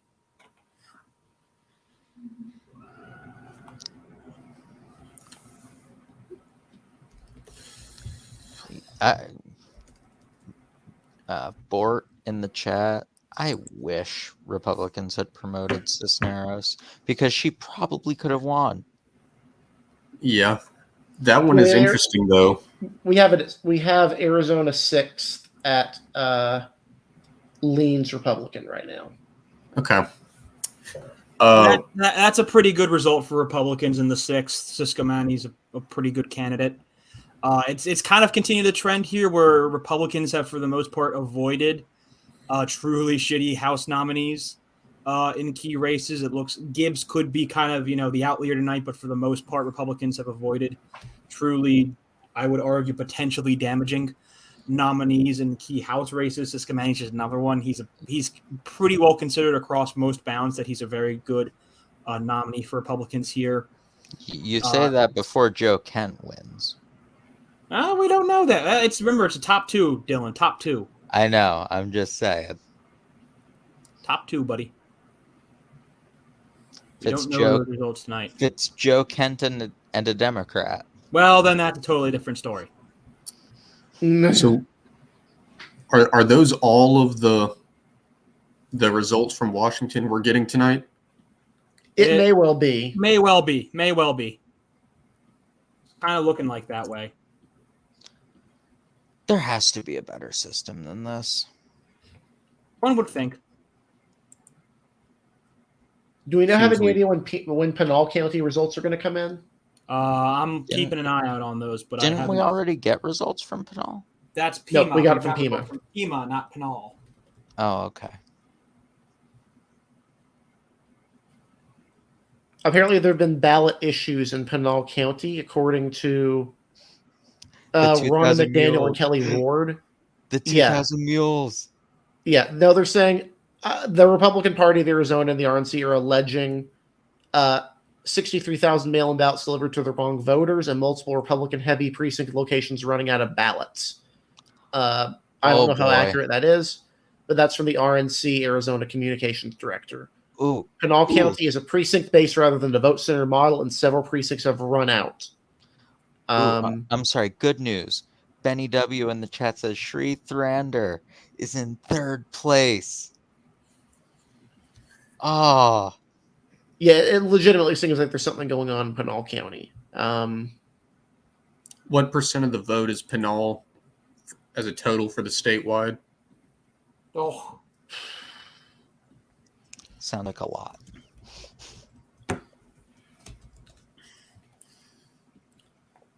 Pinal County has over 425,000 people in it.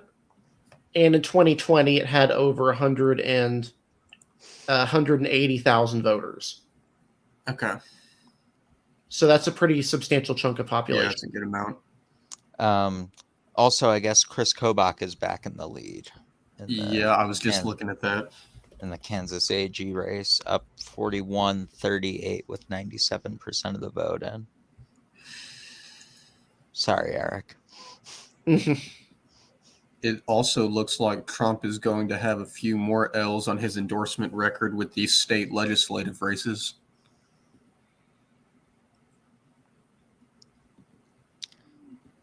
See, the thing about Trump as president was he was a lot more conservative with his endorsements, but now that he's outside of it, now that he doesn't have McConnell in his ear, his endorsements are a lot more chaotic. I have more fun with them now.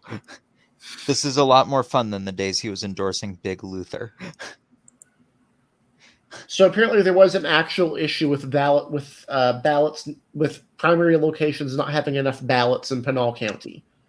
There were 12 precincts in Pinal County that did not have enough ballots for all of the voters.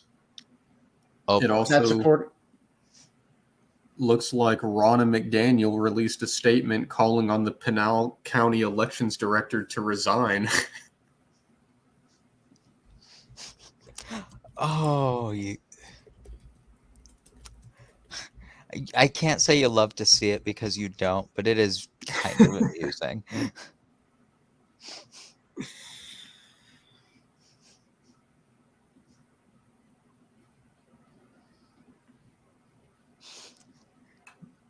Yes, release the mules.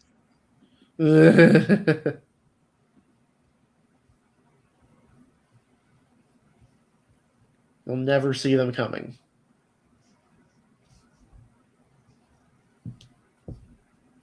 Okay, well, if we're not going to get many more results tonight, I might just head out. It's getting late. Yeah, same here. If we're not going to get anything else from Washington, which seems likely in Arizona, we maybe just got to wait until tomorrow. Wait for the Pinal County thing in particular is going to be kind of prohibitive to determining any winners in the Pennsylvania election. The Arizona election too. Yeah, sorry, Arizona. Yeah. No, it's okay. They're all having it. They both have major structural issues, so I get PTSD. Yeah. PTSD concurring again.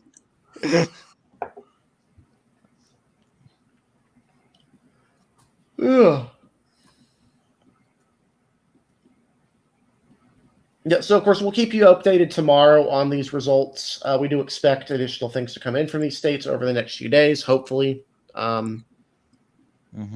We almost certainly. Washington usually has pretty decent election administration in particular. So yeah, with that, we'll pretty much close off for the night. Thank you guys for watching. Really appreciate all your support for Elections Daily, what we do. If you like our content, be sure to like and subscribe to the channel. It really does mean a lot. The more we grow, the more we can do, and more we can interact with you guys. Whether you're watching on YouTube or Twitch or Twitter, whatever you're doing, elections-daily.com as well. We got some great content there. We got some cool things coming up for you, possibly. Can't spoil what they are, but we have a very, very cool project in the works that I'm very hopeful we can reveal to you in the coming weeks. You'll be very excited by it. I'm very certain most people will be very excited by this project. Follow all of us below. You can follow Jacob Walters. He's pretty easy to find on Twitter. But yeah, you can follow all of us here, Kras Granitz as well.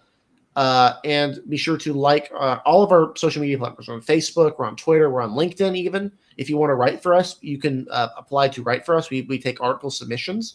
So feel free to submit content or to reach out about becoming a contributor. We do always encourage people to reach out for that because we are always looking for new contributors. With that, though, thank you guys again. Really, really, really appreciate it. I think we had a great night tonight. I think we had some good, fun results. And hopefully we'll see these results tomorrow. So, yeah, with that, we're going to sign off. And we'll see you guys on Friday for Elections Weekly, our weekly podcast. Until then, though, we'll keep you updated on Twitter. Thank you, guys.